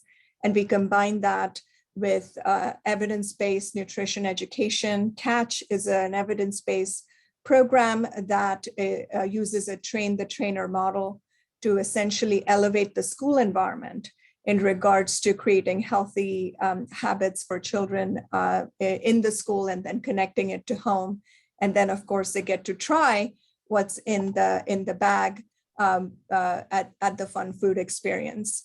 The other part of Brighter Bites is really connecting the school and the home. So there's a robust nutrition education component for parents so that they learn to use what they're getting in the box or the bag at home as well. So how do you store the produce that you're getting? How do you cook the produce that you're getting? How do you make it last longer? How do you plan your meals, so on and so forth? And that dovetails into the app conversation we were having just a few minutes ago. I think the part that is also important to mention is that a cornerstone of who we are is we are data-driven, and we are measuring outcomes to determine the impact of the program at various levels. And I'll share that in just a minute. But just to give you a glimpse of where we are right now, we are in Texas. We started in Houston. It started as an idea that actually Lisa Helfman brought to me about 10 years ago. And we are now in several cities around the country, and mostly recently in Los Angeles and Bakersfield. So we started in Texas and then have expanded to other parts of the country as well. And this is where we are in terms of our high level metrics of providing 50 million pounds of produce. And this is predominantly donated produce that we work with our, probably close to 100 partners in the food industry, in the produce industry and food distribution industry, to really help create those partnerships to bring this produce in. We also partner with the food banks, who really help us in the inventory and the distribution of the produce, and then deliver the produce to the schools. And we've served over 500,000 families thus far across hundreds of sites in the cities that we're in. And as I mentioned, the program is free to the schools, the families that participate in the program. Wanted to spend a few minutes just to share our data. I think there are two things that we have done consistently with Brighter Bites. We want to track if we are actually impacting behavior and we're impacting the school and the home environment. And then we wanted to also make sure we're implementing the program as planned. So those are the two consistent data pieces that we have tracked over time. And what we have seen through some of our more rigorous research endeavors is that Brighter Bites has increased the amount of fruits and vegetables that not only children are consuming, but parents are consuming as well, as compared to those who are not participating in the program. There has also been shifts in the home environment in terms of serving more fruits and vegetables as snack, twofold increase in cooking with fresh produce, and also decreased, so substitution effect of decreased consumption of added sugars among children. I think, when we were doing this measurement at baseline, a quarter of the calories for the kids were coming from a lot of added sugars and sugar sweetened beverages and such.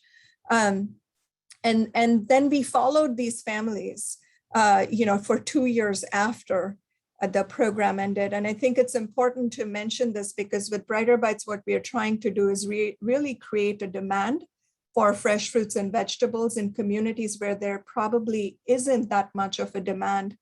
And so we wanted to track them while they're participating in the program, after they participated in the program, and then for 2 years post program follow-up so that we can see, well, are they maintaining the behaviors after they've learned how to, have we created that demand is essentially what we were hoping to track. And what we saw that actually the slope in terms of increased consumption got even steeper 2 years post program. So they were still consuming, both children and parents were consuming about 19 additional servings of fruits and vegetables each week, 2 years after the program ended. And so that goes to show that consistent exposure of fresh, fruits and vegetables combined with education really can produce long-lasting behavior changes. These are some of our program implementation metrics. 98% of we track our families year after year, mainly because we want to hear what they have to say. 98% of them said they ate more produce while they're participating in the program. Well, that makes sense. We're giving it to them. But 96% said they maintained the consumption after the Brighter Bites season ended. And that goes to show the importance of nutrition education. This picture you see here is actually of a pear pomegranate salad that the kids get to taste at one of the pickups. We also know that our families who are on a limited budget, we know that they have financial constraints, and we're giving them a substantial, 20 odd pounds of fruits and vegetables each week. We give a variety, 8 to 10 different kinds of fruits and vegetables. And so we ask them, is Brighter Bites helping them save money on their grocery bill? Well, interestingly, when we did a retail cost of the produce, it's around $30, $35. And the families said that they've saved about $28 on average on their grocery bill. And we all know that when it comes to addressing food insecurity, it's very cyclical and there's financial stress. And so having a little bit more extra cash in their pocket is helpful for these families and for the families to, perhaps address those spending trade-offs that they may be involved in to make ends meet. Some of the other impacts, food insecurity and nutrition security is an important metric for our families. We specifically target underserved and under-resourced communities. 70% of our families are food insecure. before they participate in the program. And so we wanted to see, well, what impact is Brighter Bites having? And when we specifically look at nutrition security, so have you been worried or stressed about having enough money to buy nutritious food? We saw a 25% increase in this nutrition security among Brighter Bites families 1 year after participating in the program, which increased to 44% after about 2 years. One of my students has just recently submitted this paper for publication. And this nutrition security is important because we know that families who are on a limited budget and are food insecure tend to have disordered eating patterns. So they eat, the unhealthy foods that perhaps might come across their table, and which increases their risk over time of, other chronic conditions and so on. And so the more we can break those cycles to create these, what we call communities of health, that improves child academic outcomes, that improves parent health outcomes, and sets the child for life in terms of establishing healthy eating habits. We also track the school environment, and schools really are the anchors. This is a school-based food co-op, but we want the school to be engaged and everybody gets the produce. So the entire school can participate in the program. And that is important because we know the teachers are, fantastic role models. And we want to empower the teachers in teaching this to them and modeling these behaviors.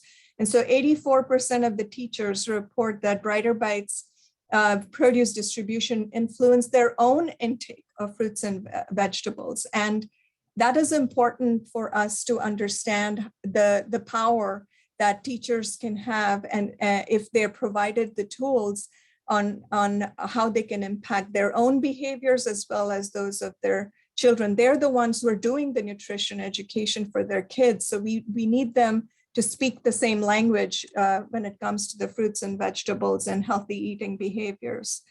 And then parent engagement in the schools. Many of our schools actually have low parent engagement when we enter. And that's because for a variety of reasons. But 70% of our teachers said that Brighter Bites increase parental engagement at their school. We've actually been on campuses where they did not have a PTO before. And because of Brighter Bites, families come in, they're engaged in the bagging and distribution of the produce. It creates a community that they can engage in. They don't need to speak English or any specific language or have special skills. They can just be there and be part of the community of Brighter Bites week after week. And that's important to the schools as well, to have that principal. I remember once told Lisa of how in Washington, DC, about how the schools have really, the school has really come alive because of the parent engagement that they didn't have before. And then, a majority of our teachers, as compared to, some of the other programs that they had, 96% said they use Brighter Bites to encourage parents to model healthy behaviors for their kids. And that is really, if I had to think about why that is, that's because we're giving them the tools. It's not just about teaching them how to eat healthy, but giving them the fresh fruits and vegetables to take home. So they have a free trial that they can enjoy with their whole family. 20 pounds is enough to give 2 additional servings per day. So it's 50 servings of fresh fruits and vegetables a week, which is enough for a family of 4 if you had about 2 additional servings per day. We also have tracked, our kids, if they're getting more produce at home, are they wasting less at their school lunch? And we found that kids that participated in Brighter Bites wasted less fruits and vegetables at their school lunches. And that is, we know how important school lunches are to nutrition for the kids, and how dependent our families are on these school lunches. And we want kids to eat those healthy lunches. So exposure matters. In fact, we matched the produce item that they were getting in the bags and the number of times they got it to the amount of waste that they were having at the school lunch. And we found that more the exposure, less the waste. And that I think is critical for us to think about when we think about how do we expose kids to fresh or a variety of produce. And then last, I'll talk about our app, which we're very excited about. It evolved because of the pandemic. We had to think about how do we check in our families remotely, safely, but continue to serve them. And our Brighter Bites app, please download it on your smartphone. It's free to everybody around the 50 states and the world, actually. It's globally available. But it's really the intent of the app is twofold. One is to allow for seamless check-in for our families, no touch check-in. They can do it remotely from their car if they need to. COVID changed a few things. But then second is education. So this gives you an example of the three main areas of education that we have: the how to, how do you use the produce that you're getting? Because we're giving them a lot, 20 pounds is 25 pounds is a, full bursting bag of fruits and vegetables. But how do you use it? How do you store it? And then tips for how do you pack, these healthy tips that go a long way in terms of giving parents ideas on menu planning, grocery shopping and such, and doing it on a budget. And then the recipes, and we make sure we cost the recipes out as well as there's nutrition content for the recipes, and they're very few ingredients as well. These are all kid tried and tested. And of course, all of this is thanks to funding from the USDA that has made this happen. So as I mentioned, the app, we've launched it among our Brighter Bites families. We have right now about 3,000 unique users of the app. We serve on average about 25,000 families each week. So we are getting there in terms of making sure our families have access to the app and are working with them to get them on board. We have 30 new users every day, and 200 our families use the app on an everyday basis. And what's interesting is this is the most how-to, is the most follow, is the most liked component of the app. They really want to know, how do I use the Brussels sprouts? How do I, clean my mushrooms? And this is just a rating of the app and a comment from one of our families. We collect a lot of qualitative data as well. So I think what is exciting is that the app is available not just to our Brighter Bites families, but to others as well. Great. So I want to jump in really quick because we're 20 minutes from ending our meeting here, and I want to steer back. Yeah. And so I want to first sort of do a quick run through with the FVIAC representatives, and the run through being sort of after hearing from the Food and Nutrition Service and thinking about the context of the recommendation, the question being sort of how does that recommendation look moving forward? And so that's not a question that you all obviously need to respond to today, but I think when we go into our session tomorrow, that's something that we would definitely want to sort of figure out what that recommendation looks like moving forward. Let me see, there's one other note that I had, and let me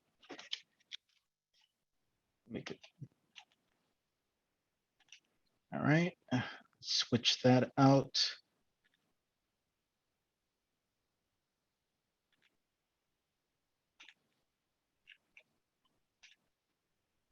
Feedback. I don't see any hands raised. I know Cindy, you wanted to hear from Brighter Bites. I assume that covers everything that you wanted to sort of hear before we get to next steps. Are you still there, Cindy? Jewel? Sorry about that. Yeah, I was talking to myself. Yes. Okay. All right, Paul. So I'm going to add you onto the spotlight. I'm going to remove. All righty. So I'm just sort of trying to gather my thoughts on closing out today and next steps for tomorrow. Any like sort of remarks or anything that you want to put forth before the committee before we sort of adjourn for the day? I mean, I was thrilled with the engagement, particularly in the afternoon. Lots of members were asking lots of interesting questions, and I felt like the speakers were really talking on topics that generated some interest from people. Maybe people didn't always get what they wanted, but it had people engaged. So I think that's great. I mean, I hope everybody is taking notes and keeping track of what they like and don't like among the different recommendations, keeping in mind that our objective is to come up with a top recommendation from each subcommittee. I don't think, Darrell, I'll have anything to say about which particular one. I'd rather have that well up from within the membership, but I thought it was terrific. And I think I'm hoping tomorrow will be the same. Excellent. Did we have any comments from our Vice Chair, Tommy Wilkins? Let's see if Tommy's still on the call. He may have. I see he's present, but he may not be in a position to speak if needed. Sonia. Well, it actually went fast for me. I don't know about you, but for me, it went fast because there was so much and so many interesting things. And like you said, so many good comments and discussions. So I'm excited to see what else we discuss tomorrow. I think this has been a very, very productive meeting today. Thank you all. Great. Well, I think based on the fact that we sort of have our marching orders for tomorrow, and we've got a good lineup early in tomorrow morning, starting immediately with presentations from the Climate and Infrastructure Committee, and then going into food safety. And then after lunch, we'll hear from market news and really get into the working session. So I think we're good to just go ahead and close out today's meeting 15 minutes early. If you are okay with that, Paul, I see thumbs up. And so yes, I think we could go ahead and adjourn for today. Thanks so much, Darrell, and everyone else. Appreciate it. Have a great day. Thank you. See you all tomorrow. Darrell, you want to hang for a minute?